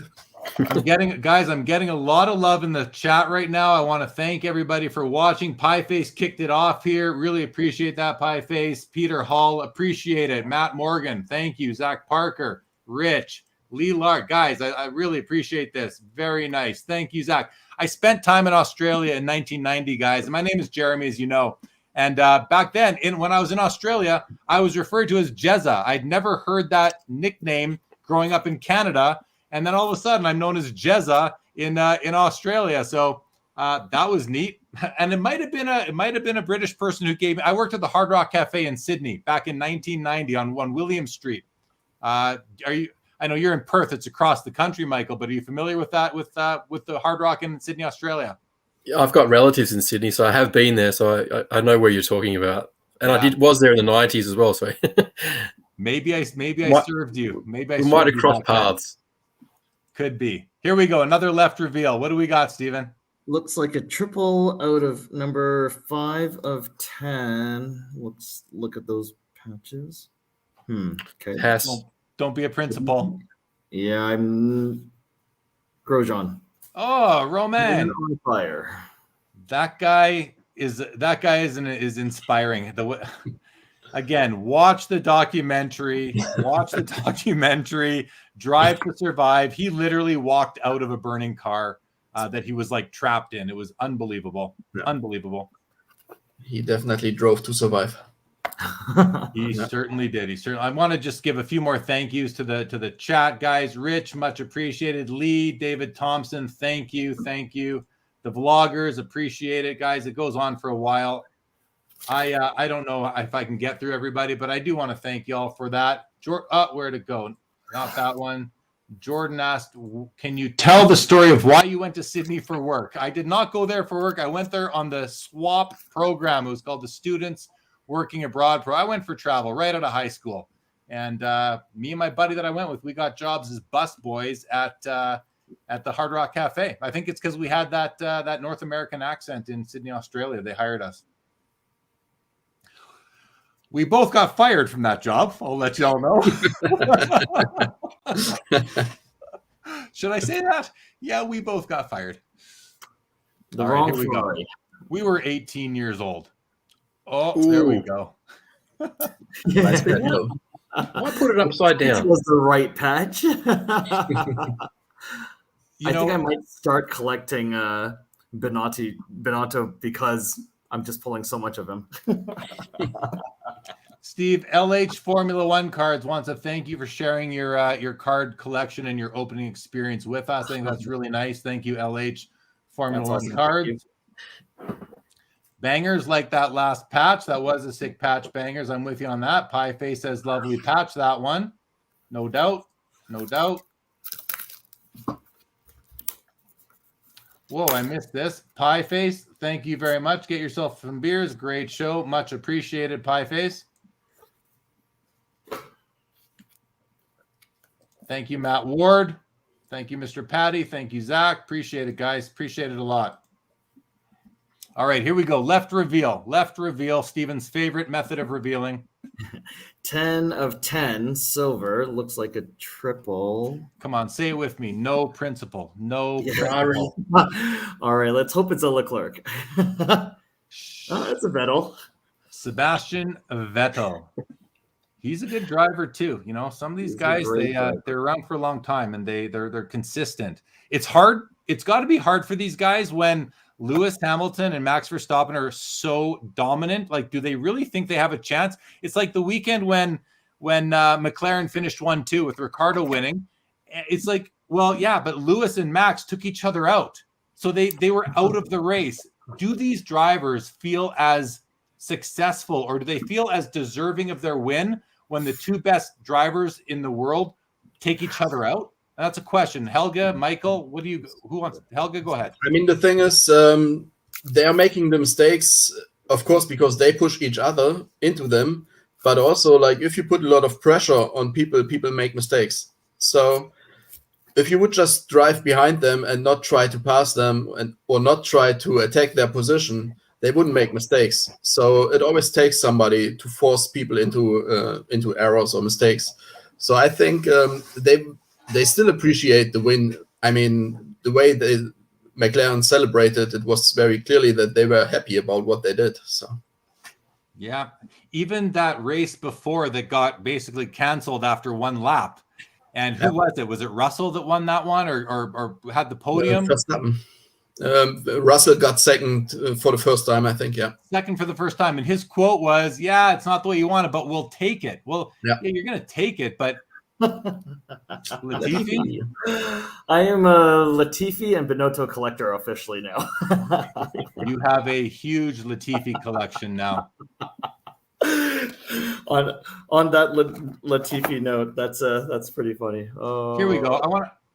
Matthew says that Ricardo would have won Monza regardless. Safety bunched up the field. Yeah, that's what I want to hear, that he would have won it regardless, because I'm a Ricardo fan. He was great in the documentary. Just a fun-loving, happy-go-lucky guy. Seems to be enjoying life. Doesn't take it too seriously, but you can tell when he's driving, he's all business. No. Look, I think it's pretty track dependent as well, because McLaren, I think Norris might have won last night if it wasn't raining at the end, because that car's very fast in a straight line. So it's track dependent as well.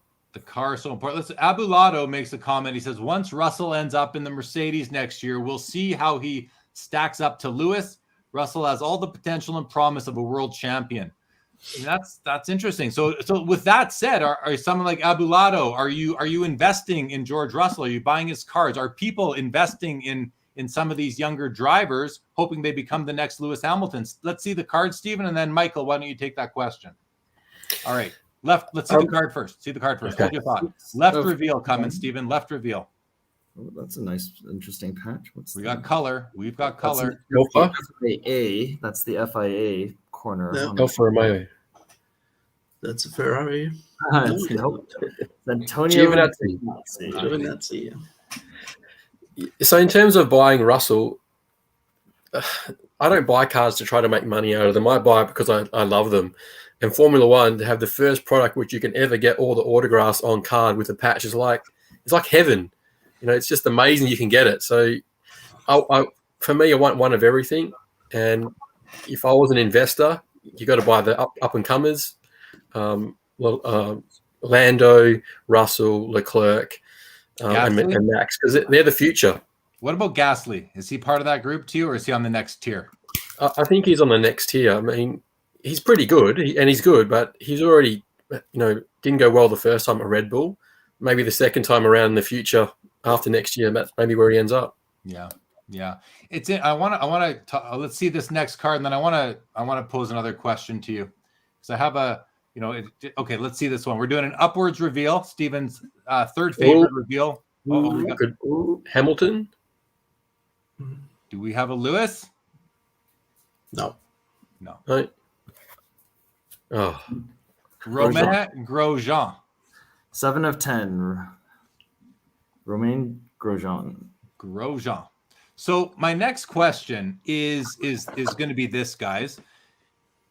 I did a stream last night, and we were talking, and there were some comments that came up about, and it was with the guy who's the head of business development and content for Golden Auction.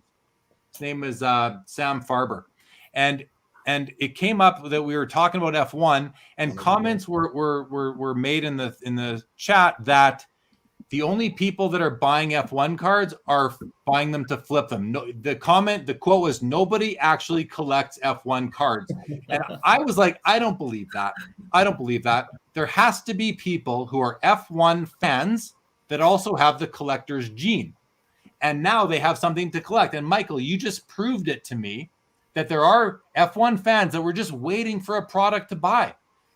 But how big is that group? How big is the community of actual collectors? And how do you feel about all the flippers that are involved? Does it bother you? Are you okay with it? Can you address that, please? I'm not a fan of flippers, because I know when I first tried to buy the Dynasty cases, pre-filled the order, and what happened was I couldn't actually get the order because the person couldn't fulfill them because there was so much demand. So I had to go on the secondary market and just buy everything as soon as I had the chance to, because I expected that people would be, buying and flipping these cards. But, like Stephen just got, you can buy and flip the cards, but what you're actually going to get is probably 10 not very good ones and one reasonable one. And out of 50, you might get 2 good ones. So people are going to be flipping them are going to be, if they're going to be doing what Steve is going to be doing, going to chew up a lot of money. So I think there's a lot of collectors out there. It's just they're the silent ones. You never hear of them. They just acquire things and don't sell them. Yeah, that makes sense. All right, let's do a left reveal here, Steven. And then Helga, think of an I want you to add on to that if you don't mind. But here we go, guys. Single. Already some nice color here. What a UBS patch? This could be a principal. I don't know. I don't know if there's. Come on. It's a Toto. total wolf. 5 Toto of wolf. 5. I think that's the AMG on the M and the UBS on the U and the B there. Yep. Still a nice looking card. I mean, I want drivers, Steven. Please, let's get to some drivers here.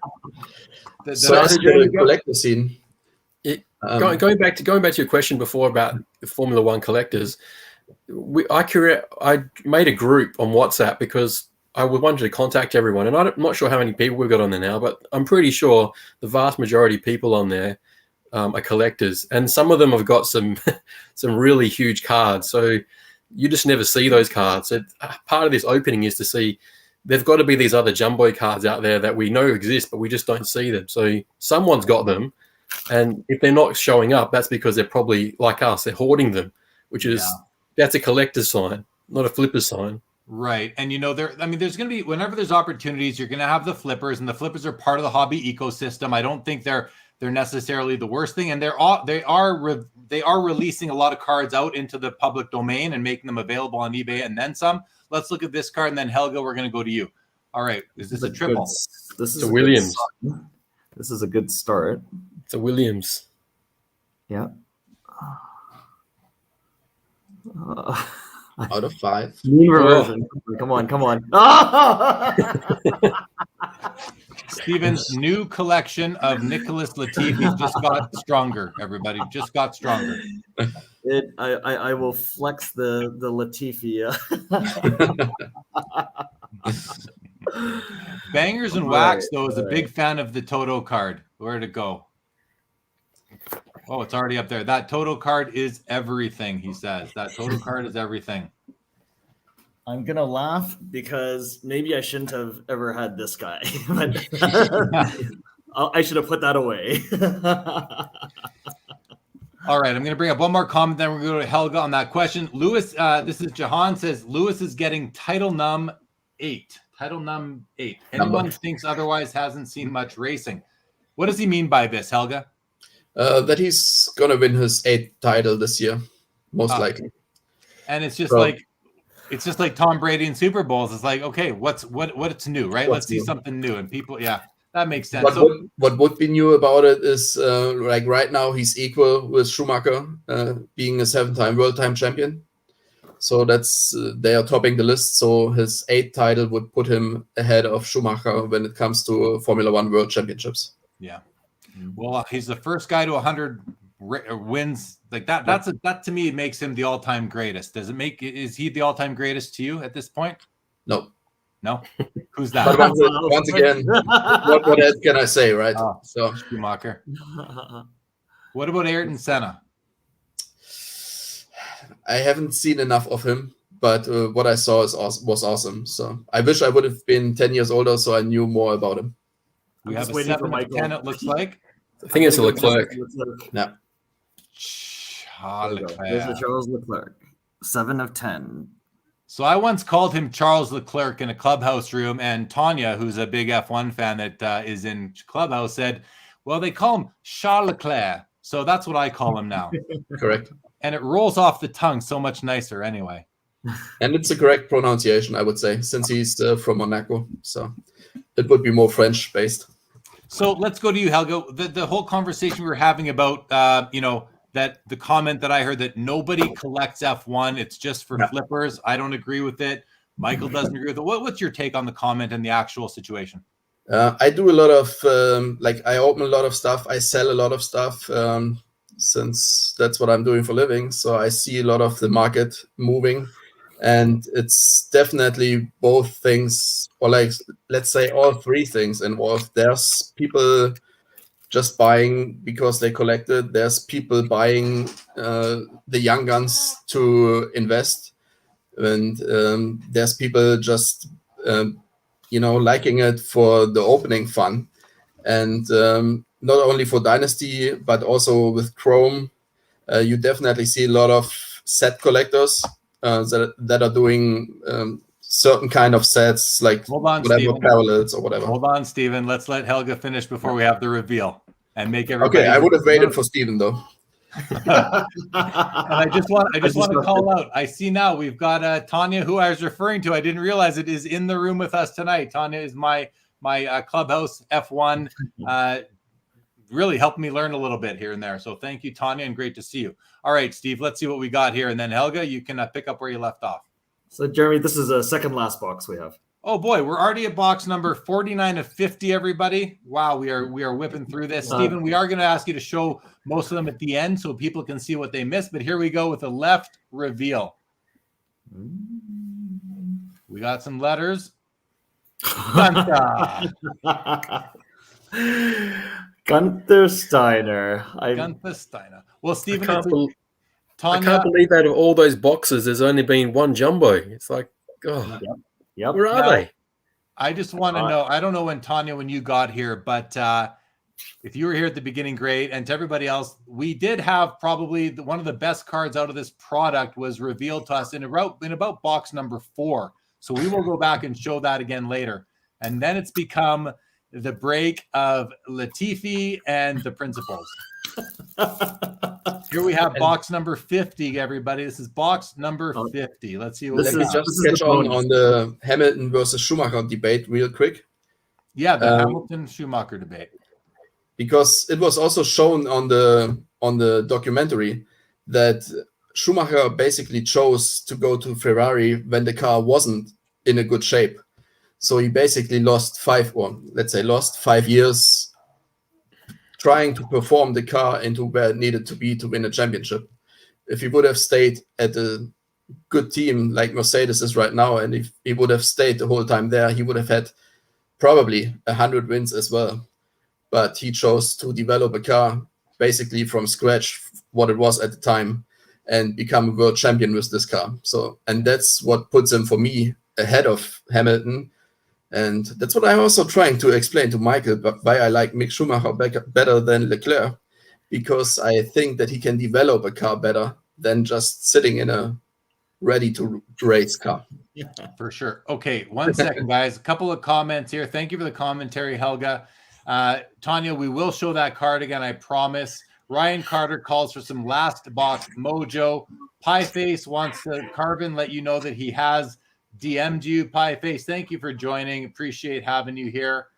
And all right, let's go to the final break, the final box of the break. Fergo Smutch says, stop teasing and let's see the card. It's red. We are doing red. Ferrari jumbo. Come on. Come on, please. Oh, that's a nice color. We know what can that It's a be. Mercedes. No. It's going to be Hamilton or Bottas. Could this be a Hamilton to finish off the night, Would be a everybody? nice finish to this. Nope. So close. Bottas. Military Bottas, number 5 of 5. A beautiful card, Steve. Beautiful card. All right, guys. We have just gone through 50 boxes of Topps F1 Dynasty. Steve, I think we need to just get right to it and show that card that came out of box number 4. Do the reveal again, because we've had a lot of in and out. We got people that weren't here at the beginning. So do a reveal as if you're. Let's take it out of the box again. Tanya wants to see this card. Let's do a proper reveal, guys. We're about to show what was the nicest card of the break. And Steven is going to do a slow reveal for all of y'all, even though myself, Michael, Helga, Karvin, and a few of you in the chat were here at the beginning. This is a special piece. We have had people in the chat tell us this was a $20,000 card, a $50,000 card. We heard 100, we heard 120, 150, and we even heard, I believe someone thought maybe $200,000. This is a monster. You're going to love this, Tanya. Here we go, Steven.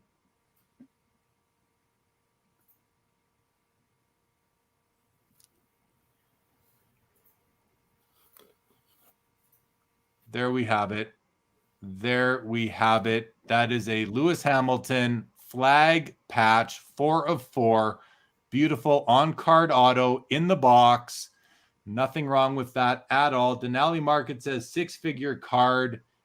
They are loving it. Tanya, what do you think? Put a comment up. What do you think, Tanya?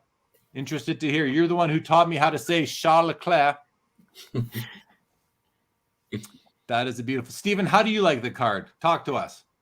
I'm still stunned because as you, some of you, Karvin can show that card again that he has for me. But I really care about card numbers. So for me, Hamilton is number 44. So I was really going hard after these out of 4s. So having the actual 4 of 4, to me, I would certainly pay a large premium.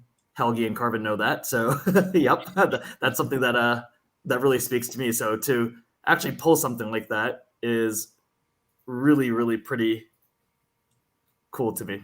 Oh, and Karvin is showing his 4 of 4 zipper piece. Very nice to see. How often are you going to see these two cards at once on a screen, guys? This is unbelievable. I mean, you know what? I love the patch, Stephen. I love the patch, and it would be my preference. But that zipper, you know, you see some certain pieces of memorabilia inside of cards, you don't love them. The zipper looks really good in that particular card. They did a nice job of placing it in there. And yeah, there we go. There's the matching piece right there. Ian wants to know, Stephen, is that the best Hamilton in your collection?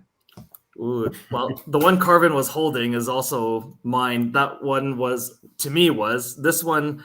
I'm very sure if I have to go tell, maybe Michael and Helgi can comment on this. I think out of everything that you can pull in Dynasty, I'll say that flag jumbo 1 of 1 that's out of, I think it was a George Russell, that was jumbo. That would probably be debatably the best card there. You've probably got, I'll say 5 or 6 Lewis Hamilton, probably 3 Lewis Hamilton jumbos. And I think pretty close. I don't know if they have a flag out of 2, and I wouldn't know what it looks like, but this auto being as strong as it is, along with this flag, I don't hesitate to say that this is definitely a top 10 card, maybe number 6 or 7 of everything you can pull in this product. That's my opinion. Well, that makes it a monster card. I mean, when you're talking the top 10 out of a product, you know you've landed what is a very important piece. I mean, you know, again, new to F1 fandom and new to F1 collecting. Literally since April did I get into the sport, and it's all because of the documentary Drive to Survive. And I got to thank them for putting that thing together because it was awesome. But as far as I can tell, I have a ton of card experience, and to me, that is like as good as it gets, Stephen. That is just an amazing card. I'd be proud to own it. I hope you are too. Is this a card that you're planning to own for a very long time, Steve, or is this something that you would look to sell in the future? No, I'm not selling this one. That's not going anywhere. Yeah, that's locked up for a very long time, isn't it? Yeah. Awesome. Very, very awesome. A lot of people are just sort of congratulating you, Stephen, on this. A lot of people are like, you know, I wish I could do this and all that, but you know, people are wondering, how did you get all these boxes? Can you share that at all? How did you source all these 50 boxes, and not 50, 50 last night too? So how did you source all this? So I'd say out of the cases, I think I've just been working with it's actually Michael's F1 chat. I would say we have 2 very significant people that have probably broken I'm going to guess probably at least as much as I have on this Dynasty product. And I bought probably 6 or 7 cases from one of them and about 4 from the other. So that made up my 11. And the individual boxes, I had to buy them early because I was just worried about people. Like, I think Helgi and Karvin mentioned that people were flipping these very quickly because right out of the gate, if you secured it very cheaply and someone would walk away double, triple their money, I don't believe I don't think there's a case hit in this product. That's first of all. And second of all, I think that if people were to pack search or anything else, I think they were right at release. I don't think they were doing that because they cashed out a lot. So that was my belief. So I was perfectly fine doing that very early.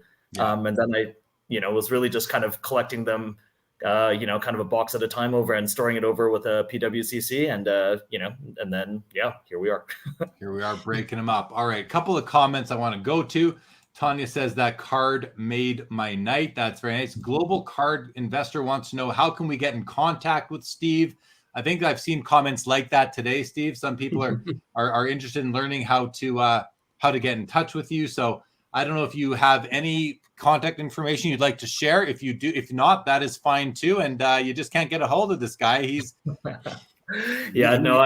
I think Jeremy and I have been friends in the hobby for a long time, and I've really respected him and what he's built in Sports Cards Live here. My whole reason for doing this, love the F1 community. It's new to everyone. It's really exciting for me. I know this stuff is pretty rare. I don't think this is pretty normal here. So if it's happy to share with the rest of the world here, that's why I wanted to do that. And along with helping Jeremy's show here. I mean, I'm not sure he needs help, because if you guys love cards, never mind just F1 cards, but anything on cards and having the top tier experts, you've had Dr. James Beckett on a good number of times. We've had Ken Golden on. You have everyone in the industry that's graders from PSA. You should take a look at his content. It is top notch content, and if you guys can do me a favor, please subscribe. And also, right there, Karvin Cheung, the inventor of Exquisite the Cup, among others. I appreciate the kind words, Steve. I do try to do that. So before people start to exit the stream, I want to just, again, thank everybody who did join in the chat. We don't have to end this yet, but I want to thank everyone who did join from the chat, all the new viewers. Thanks for checking it out. I hope you enjoyed this. It's been a lot of fun. I want to thank Steve for your offer to open up this product on my YouTube channel. This has been a lot of fun, bringing so many new viewers to my channel. It's been a great build over a year and a half, but my videos are long. If you notice, my videos are all long because I do long form interviews, but I do them with the best of the best. So it's tough to attract a huge subscriber base, but we've built up almost 4,000 subscribers by bringing what I want to say is really top quality, insightful, informative content. So thanks for the opportunity to use Steve. Again, thanks to all the people in the chat, and to Pieface for, I believe, streaming this to his audience on. I've heard somewhere else up to 6,000 people watching. So thanks to Pieface for doing that and helping me get more exposure for what I'm doing. I do appreciate it, and try to bring the best interviewees in the hobby, in the space, to the audience. And we've been doing that pretty consistently now for a year and a half on Saturday nights. Guys, final comments from the panel. Karvin, you were gone for a few minutes there dealing with life. Anything you wanted to say or add about the F1 community? You are on mute, just so you know, but anything you want to say or add about the F1 community, the cards, Steve himself, Michael, Helga, whatever you got. Well, let me just add that this is only the beginning for F1. As we know that soccer is one of the most worldwide sports. We talked about earlier today, soccer is probably the most wide-reaching sport across the entire world. Same as, basketball has starting to grow in many continents, but F1 is the only sport that goes from country to country to country. And, it's incredible. It's only 20 drivers. It's the best of the best. There's rumors that each race, the team that wins each race wins about 140 to 150 million dollars in terms of the pot, right? These drivers are making, I believe, Lewis's contract is roughly about $40 million a year. So these are the top earners. They're the best of the game, and of course, you're driving to survive, right? So, but I will say the GOAT. Sorry, Helga, it's not Schumacher. It's going to be Ayrton Senna for me. So that's the GOAT. And he would have won that race on slicks, because he always does in the rain. he always uses slicks. We are all entitled to those. It's just like the LeBron versus Jordan debate. Steve, put those back up. That was a beautiful pair of cards. This one was from yesterday's poll, so that's certainly the best Verstappen. So this is a Netherlands flag. So this is a number 2 out of 4. Beautiful card. Beautiful card. Very nice. Congrats on that one for sure. I want to just say, Sean Crow, thanks for the comment. Thanks for spreading your F1 knowledge to the newcomers, including myself. I am a newcomer as well.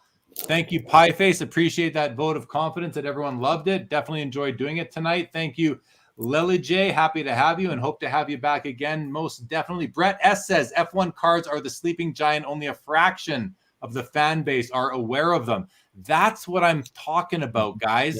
Yeah. That comment says it all. Comment of the night right there. Only a fraction of the fan base knows about them. Karvin and I have been talking about this. He said, Karvin has been known to say, as soon as the population of Dubai find out about this product, it could blow up, right? That kind of thing. Anyone want to? I mean, Karv, that is your comment. You said that to me a while ago. Anyone else? Michael, Helga, Steve, want to comment on that or corroborate that at all? I agree with that. I think if you look at where all the countries where they have Formula One races, you're getting 100, 200,000 people to each race every time they're there. And that's only a portion of the people who watch it. Then you've got people watching it on TV all around the world. It's a global sport. And it just amazes me that people don't know about it. But it also it doesn't surprise me because I'm a 42-year-old person who collects sports cards. My wife would probably kill me if she knew how much I spent on this stuff. But I can't get that. I can't get it anywhere else. Get that fix anywhere else, and it brings me closer to it. And like you said, if Hamilton's getting 40 million a year, it's because he's the best, or one of the best. And if you've got a top brand like Mercedes or Ferrari or any of those top brands, it's just the top class. You can't get anything better. And yeah, Latifi might not be very good, but he's one of the 20 drivers. So that's something, right? I think that Formula One cards, and the other thing is, these boxes aren't cheap. So the people who are buying this stuff can actually afford it. And if you can afford it, you're probably not going to, try to make $10 out of it. You're holding it. And in our group, there's a couple of people in there who've got some one-of-one Hamiltons, one-of-one Verstappens. And if you get to see those cards and how amazing they are, you would never want to sell them. And, if you get to see the one-of-one Verstappen glove with the Red Bull logo on there, it's probably the best looking card there was. Or the one-of-one Vettel glove with the Ferrari logo. It's like, I don't care what anyone says. They're the best thing. So they can only go up in value as far as I'm concerned. All right, guys, I want to do a few comments here. I think there's some timely ones very quickly. First of all, Denali Market says, thanks, guys. Y'all are absolute legends. Thank you to Denali Market. Pieface says, hopefully, Karvin, I can get some chrome off you. Niall Coker says, F1 cards will keep going up. It's a great sport that goes around the world. Cannot see it stopping now. I believe that to be true. Pieface says, before I go, Steve, are you selling the one-of-one Horner? No, I'm not selling anything at this moment. Unfortunately not. Jordan Riker says, how can we join the WhatsApp group? It's a $5,000 entry fee. By invitation only, it sounds like. I don't know. It's out of my domain. And okay. And Pieface says that one-of-one Max is gorgeous that goes with the with your Lewis Hamilton, Steve. Yeah, that was a beautiful card. What a great pair. I love when you can pair two cards together, from the same set, similar patches, both amazing players or athletes. Here we go. Lewis Hamilton right off the top. We are now busting into, well, that is not the card number 1, but it is a Lewis Hamilton. It looks like we're breaking some Topps Chrome now, everybody. I don't know. Just why not while I know Helgi always bugged me about it. Oh, so there's the award winners. Hamilton. That's the one that was a refractor. Why stop now, right, guys? Why stop now? Yeah, it's already 6 a.m., so it doesn't really matter at this point anymore, right? That's right. If you don't know, if you're getting here late, guys, we have representation here in Calgary, Canada. We have Tucson, Arizona, San Diego, California, Stuttgart, Germany, and Perth, Australia. We have the globe covered. It is very appropriate as F1 is a global sport. Absolutely agree. And that's why I always think it's going to be the same like the soccer market, which was really untouched until 2014.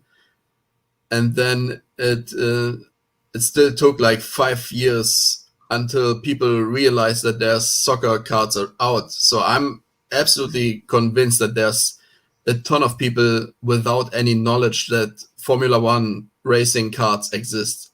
and that's why it's going to keep growing. Just a matter of time until the fan base realizes it, because it's not a cheap event to attend. It's so if you're going to these races, you can probably afford a box of Topps Chrome, and you probably don't know that it exists, and you would probably want one because as all of us sports card collectors know and have felt for decades, it gets you closer, right? It makes you feel like you're in the game. And how could these F1 fans not want to buy and own F1, even if it's one card of your favorite driver, your favorite principal, your favorite team? You don't need a lot of cards to build a collection. Well, I look at the Dynasty cards like the 0304 Exquisite. I remember when they first came out, they were expensive, but now they're really expensive. And it's the same sort of feel when not many people knew they were out, and the people that did bought them. And, they got some really good cards in there. And I feel that that's what these Formula One Dynasty cards, exactly the same. Yeah. There was the ghastly rookie, Brian Wong. I am not in San Diego. Karvin is in San Diego. I am in Calgary, Canada. But I see we have people from where is everybody from? We have the Philippines in the house representing the Philippines. What else we got? Where do we have people in the chat from all over the world? Would love to hear it. Sebastian Vettel. Very nice shine on these cards. No. We got Miami, we got Toronto, we got Hong Kong, we got UK, we got Toronto, we got Manchester, Austin, there's Manchester, Austin, Texas, Plymouth, England. Let's start from the top. Guys. As Stephen is opening these cards. Niall is in the UK. Disappointed is in Hong Kong. Peter Hall is in Manchester, England. Sean Crow, Toronto, Ontario. Denali is in Austin, Texas. Pieface is in Plymouth, England. Mark San Juan, Bay Area, California. I spent a couple of years working there. We got Random Allen from Toronto. We got Ian C. in Boston. R90 in Nebraska. Zablang in Boston. Joe Light in Wisconsin. Ryan Carter in San Jose. Johnny Atenko in New Jersey. Matthew Jones, Charleston, South Carolina. Jimmy Sutt, we got Vancouver represented. Daniel Busby's in Tulsa, Oklahoma. Jordan Riker, Phoenix, Arizona. Jay Stoyles, British Columbia, Canada, my neighboring province. We got Penguin Voyager, Seattle, Washington. Well, way up here. John Lascala, Sydney, Australia. We've got Virginia Beach, Virginia, USA. That is Tanya. Triceratop is in Thailand. We got Fire Sports Cards in Miami, the Box Break in Los Angeles, Sam E. in Exeter, England. We've got Stony Dion in northeastern Alberta and Garrick Patrick in Lethbridge, Alberta. Niall Coker is glad he's not the only one from England up right now watching this stream. Shomi Otani is in Iceland. We have all four corners of the earth represented in here tonight. That is awesome. Welcome, everybody. How's the break going, Steve? I have not broken Chrome before. This is the second box, so I'm gonna have to go depend on someone else. I really don't know these cards. Those are the great break so far. tags. It is It's a great break so far. Oh, okay, because of the Mick Schumacher for Helgi is the Mick fan, so there you go. We've got Noah Fleischman in Richmond, Virginia. Brett S. in Adelaide, Australia. I got to say, Brett, my time in Australia, Adelaide was one of my favorite cities. I met some really nice people there back in 1991. A wonderful city. Really enjoyed Adelaide. Beautifully laid out, too. The design, the city planners of Adelaide did just a wonderful job back in the day. We got Z420 Cam in Seattle. Peter Hall, it's 5 a.m. in the UK. Joe Perot joins us. My buddy Joe says, I know less about F1 than I know about hockey, but I did pick up a couple Lewis Hamilton Blue Sapphires, nice cards, and a compelling figure. Go well, Joe. You might have heard he won his 100th race today, the first guy to ever do it. And Karvin is showing us one heck of a beautiful Lewis Hamilton Sapphire edition. That's a nice card, Karvin. Very nice. Karvin, I couldn't see just because of my camera. What PSA is that? 10. PSA 10. That's a nice card. Because these cards, you know what? Michael and Helgi can talk for hours on the condition of these cards and the back of so many of these cards. It's unfortunate, but Yeah. they're The tough numbered grading. ones, right? The ones. The strange thing about those cards is that PSA still gives some of them 10s with back damage, which I don't understand how that can happen. How they can give a card a 10 when there's clearly issues on the back of the card, which Yes, I agree. just unbelievable. I think So what I some- heard is that it's the first time that Topps did printing in Europe. I think it was actually let's let Karvin speak to this. He'll know the details better than I do, but I think it's one of these things where it was the first time and it'll get better from there. Karv? I hope so, but we have seen it in multiple products. It's a company in Italy that all these are printed in Italy. So not only was it this one, but the Champions League soccer, the Bundesliga soccer was all printed there. So anything that's numbered is damaged on the back. It's a little bit of the laminate is coming off. With anything that's not numbered, they're fine. So if it's the 70 gold refractors or the 70 purple refractors or red, they can actually get a PSA 10. Because there's nothing. It must be something when they're numbering the cards that damages it. I Or see the way Stephen is adding to his Latifi collection there as he flashed us another Latifi card. Couple of comments here very quickly, guys. And this has been asked before. Sean Crow, do Helga and Michael have any social media accounts? Are you guys on Twitter, Instagram? Yeah. Do you want to just let us know what they are so people can follow you? And I can actually give me 1 second. I'm going to add it to this one here. What are your go ahead, Helga? What's your Instagram or whatever, or Twitter? Fanartikel, FANARTIKELWELTCOM.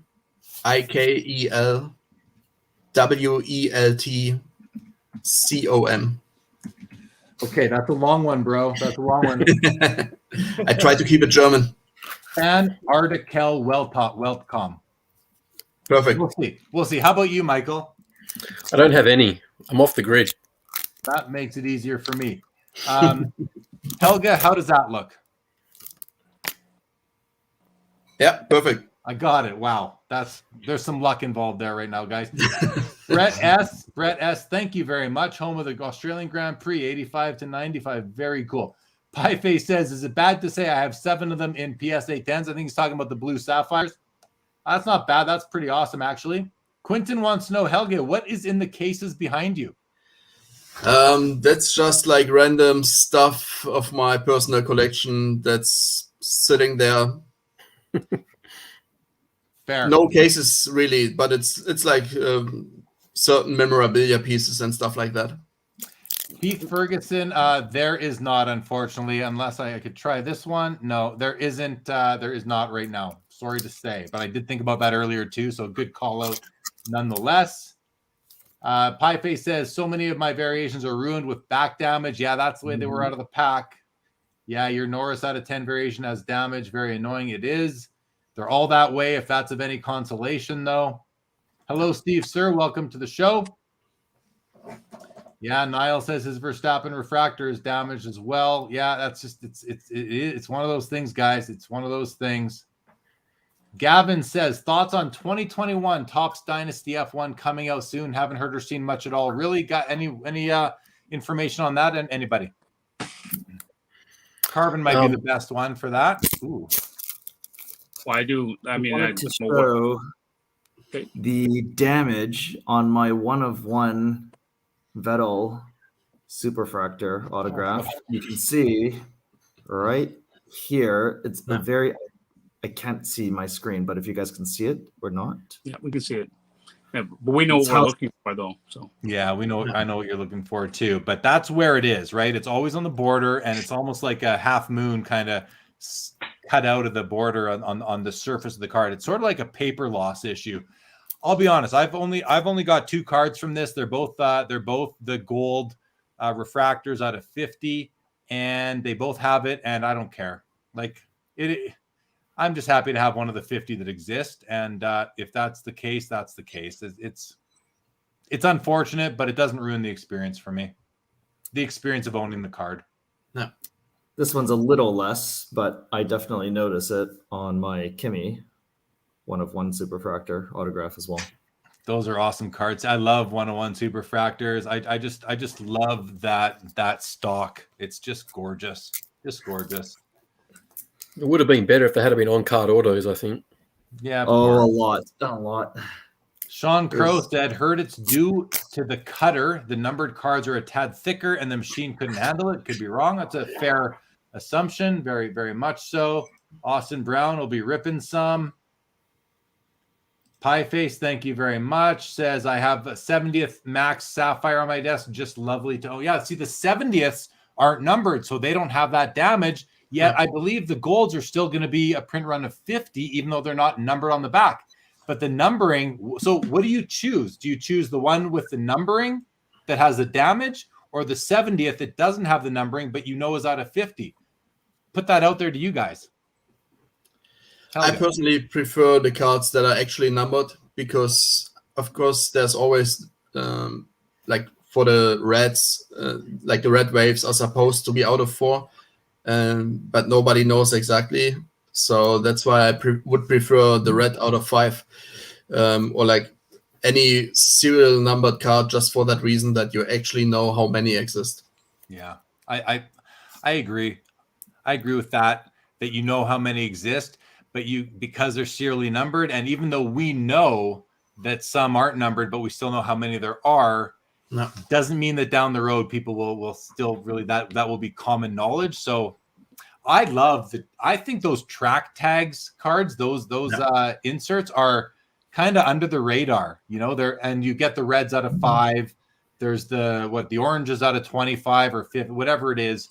Those are really well. You're smirking, Helga. Are these something that you're like, hey, stop talking? I'm trying to pick these up under the radar, or what? No, I picked one up from Karvin. I was lucky enough that he passed one to me out of 5 of Mick Schumacher. So I'm very happy for that. So these guys are telling me that the 70th Sapphire is numbered, but I'm talking about there's in Topps Chrome though. There's a 70th that isn't numbered. Isn't that right? I just pulled one. I'll take it back out. Yeah, the 70th has parallels in gold, orange, and purple, and also 101s, but they're not numbered. Yeah, that's an unnumbered 70th, right, Stephen? Correct. That's right. Those are the ones I'm talking about. Yep. You're right. For Chrome, they are not numbered on the 70th, but on Sapphire, they are. No. Are there Pieface is asking? Are there 1-of-1 track tags? I've only seen the out of 5s, but is there a Superfractor? Sure, there is. Karvin says he's pretty certain that there are. Trying to think if I saw one already or not.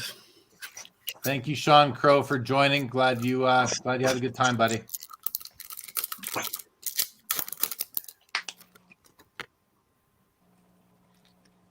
Here we go.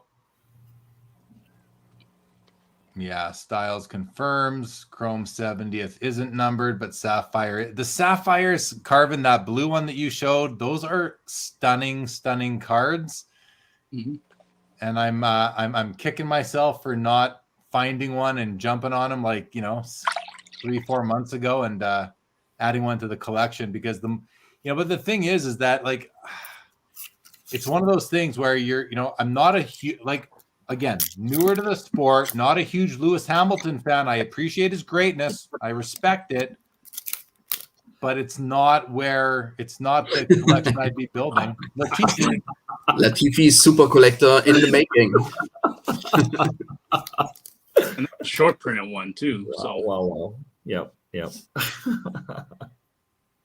Question for the guys. Better potential. George Russell or Lando Norris? So let me before you answer that question, let me ask this question here. When Hamilton retires, who's going to replace him on Mercedes or AMG, Mercedes Petronas? It'd be good if it was Verstappen. No, it won't be Verstappen. Poor Horner. Horner couldn't take it after losing a car. He couldn't take it. It comes down to the cash. If they've got the money, they'll just pay him, and then they'll be the best. Oh, Gold Wave.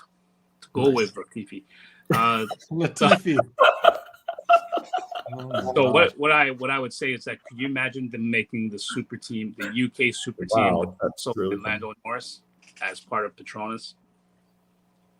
Like, I mean, Mercedes did that with Schumacher and Heidfeld at some point. So I wouldn't mind seeing that actually for Steven. many reasons. I mean, they are on like some of the top drivers that will be available at the time.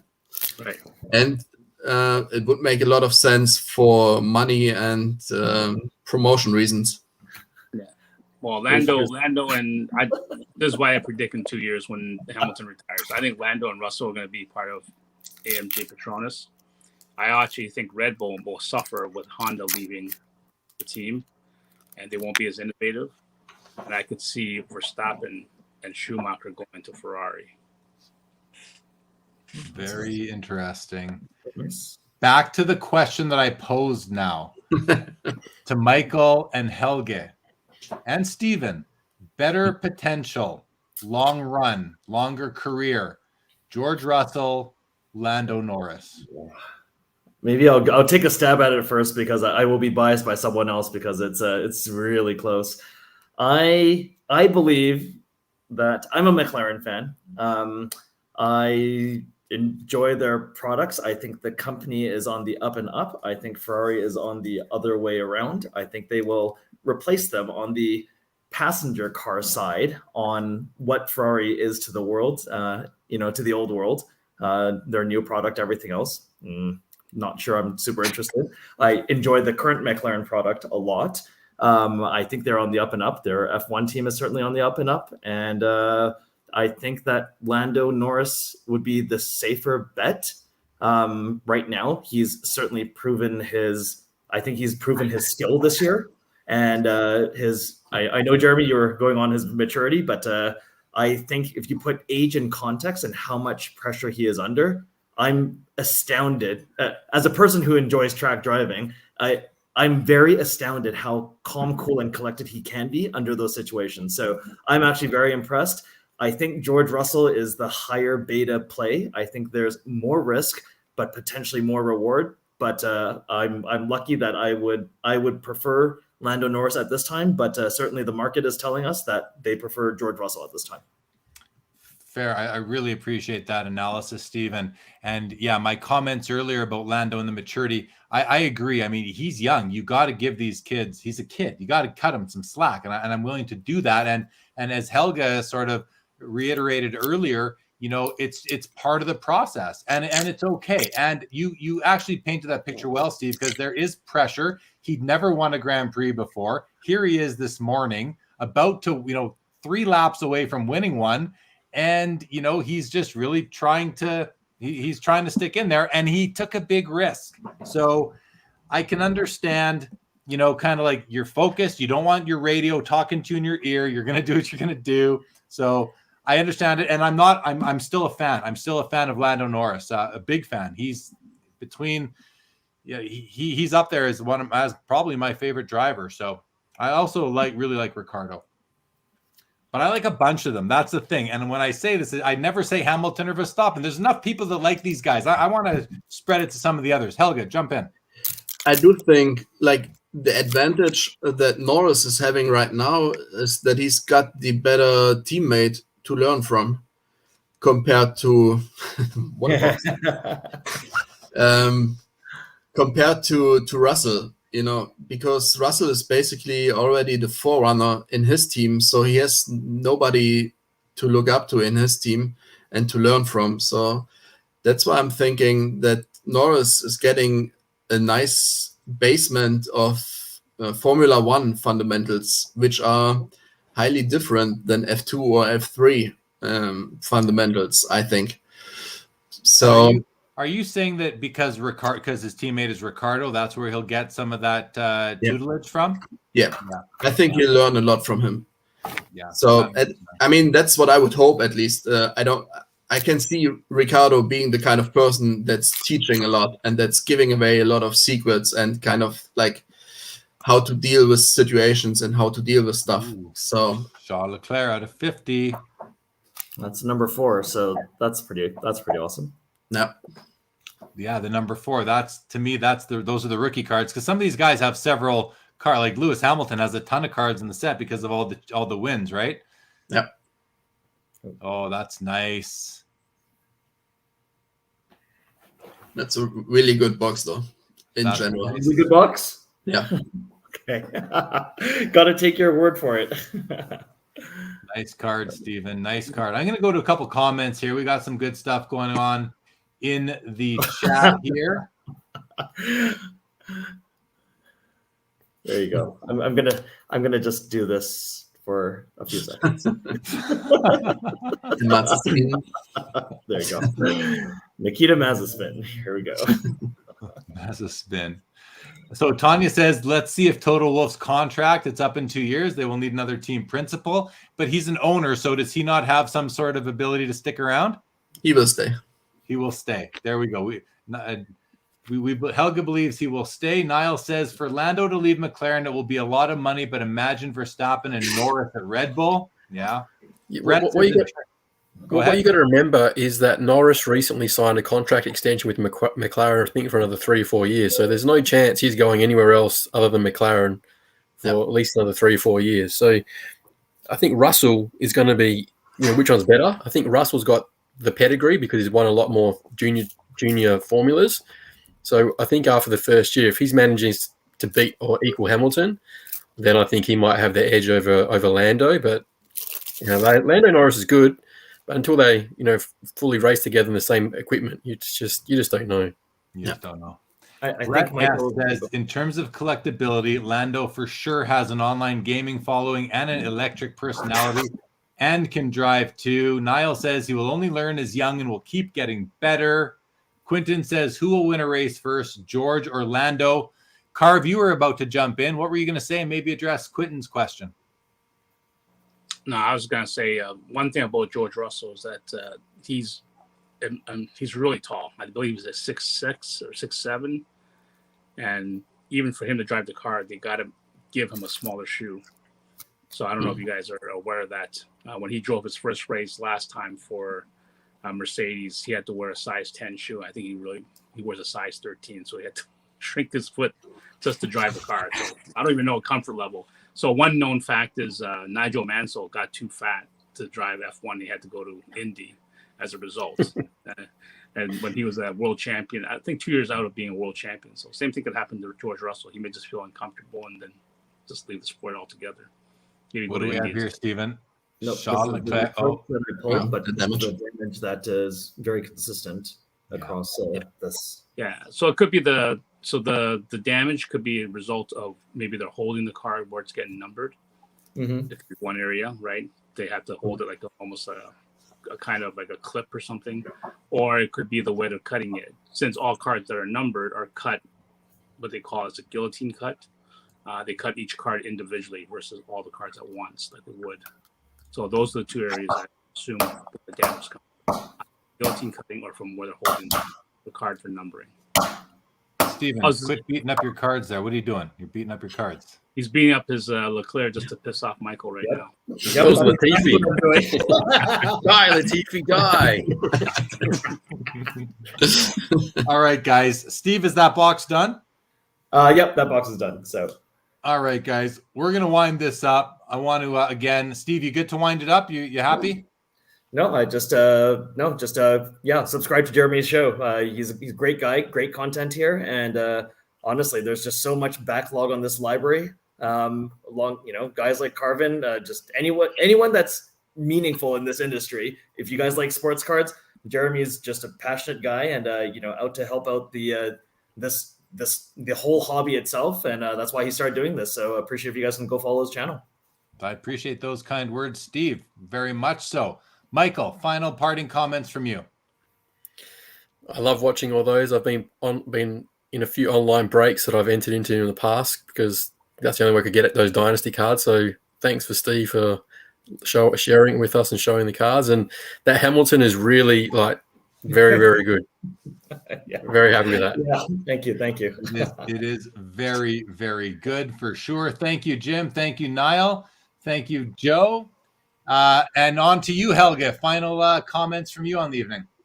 Yeah, I just want to say thanks that I could be part of this. It was a lot of fun. And congrats once again to Steve. I know that's like one of the cards that we've been talking on and off. That would be awesome to pull, to see it being pulled by the right person is just making this a great experience. Awesome. Appreciate those comments. Karvin, you're on mute and you have a box in your hand. What's going I'm trying on? to pass it to Steve. I'm trying to give it to him so that Oh, Well, how do I no, other side. yeah, there you go. It's like one of those TikTok videos where I just pass it on and it goes up in Steve's view. That's all. It's his card, not mine. right on. Jordan, thank you very much. Glad you were here. Puck 724.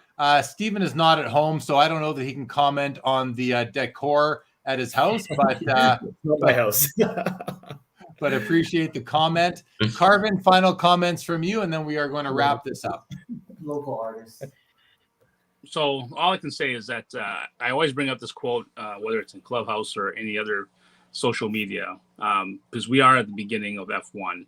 And as Dave McCarthy from the NHL always says, he says, all sports card collectors are a fan of the sport. In this case, all F1 card collectors are a fan of F1, but not all F1 fans are a card collector. And we're just on the tip of the iceberg here. So once all the F1 fans know, once the Middle East finds out about this craziness of sports cards, I mean, these are people that have an issue, run out of gas with their Lamborghinis and leave them on the side of the road. These guys have a lot of money. So once they find out, the sky's the limit for F1. So that's what I truly believe. So anyways, that's all I have to say is that we're the tip of the iceberg right now. It's still a long way to go for F1 in comparison to other sports. Other sports already have more fan engagement now as part of the community for sports cards, not in F1 yet. So down the road, a couple of years down the road, we can come back, watch this video, and kind of go like, wow, look at these and look at where we are now. Steve? I'd say, Karvin's exactly right, because I wouldn't have met Michael or Helgi if I didn't know. I wouldn't even know to go search it on like eBay on my random times or anything else. If Karvin literally did not have that conversation with me, I wouldn't have known any of this. And yeah, that's just what it is. And that's all because you were on my show. It goes full circle. August of 2020, you came on with me early on, and early in my show's history. So it's really cool how it comes full circle. And because of all that, I get to meet Michael and Helgi and all these people in the chat and have this wonderful evening. So, all right, guys, thank you to the four of you. Thank you, Stephen, for opening up the product with all of us on Sports Cards Live, to the chat. You guys are awesome tonight. Thank you so much for joining. If you're not yet subscribed to Sports Cards Live, what are you waiting for? Subscribe to the channel. If you enjoyed the video, hit that thumbs up. If you did not enjoy this tonight, hit the thumbs up. All right, guys, thank you very much. This is over. You all four stay back there. Everybody else, I'll be back next Saturday night with more episodes of Sports Cards Live. Everyone have a good week ahead. Thank you again. Take care.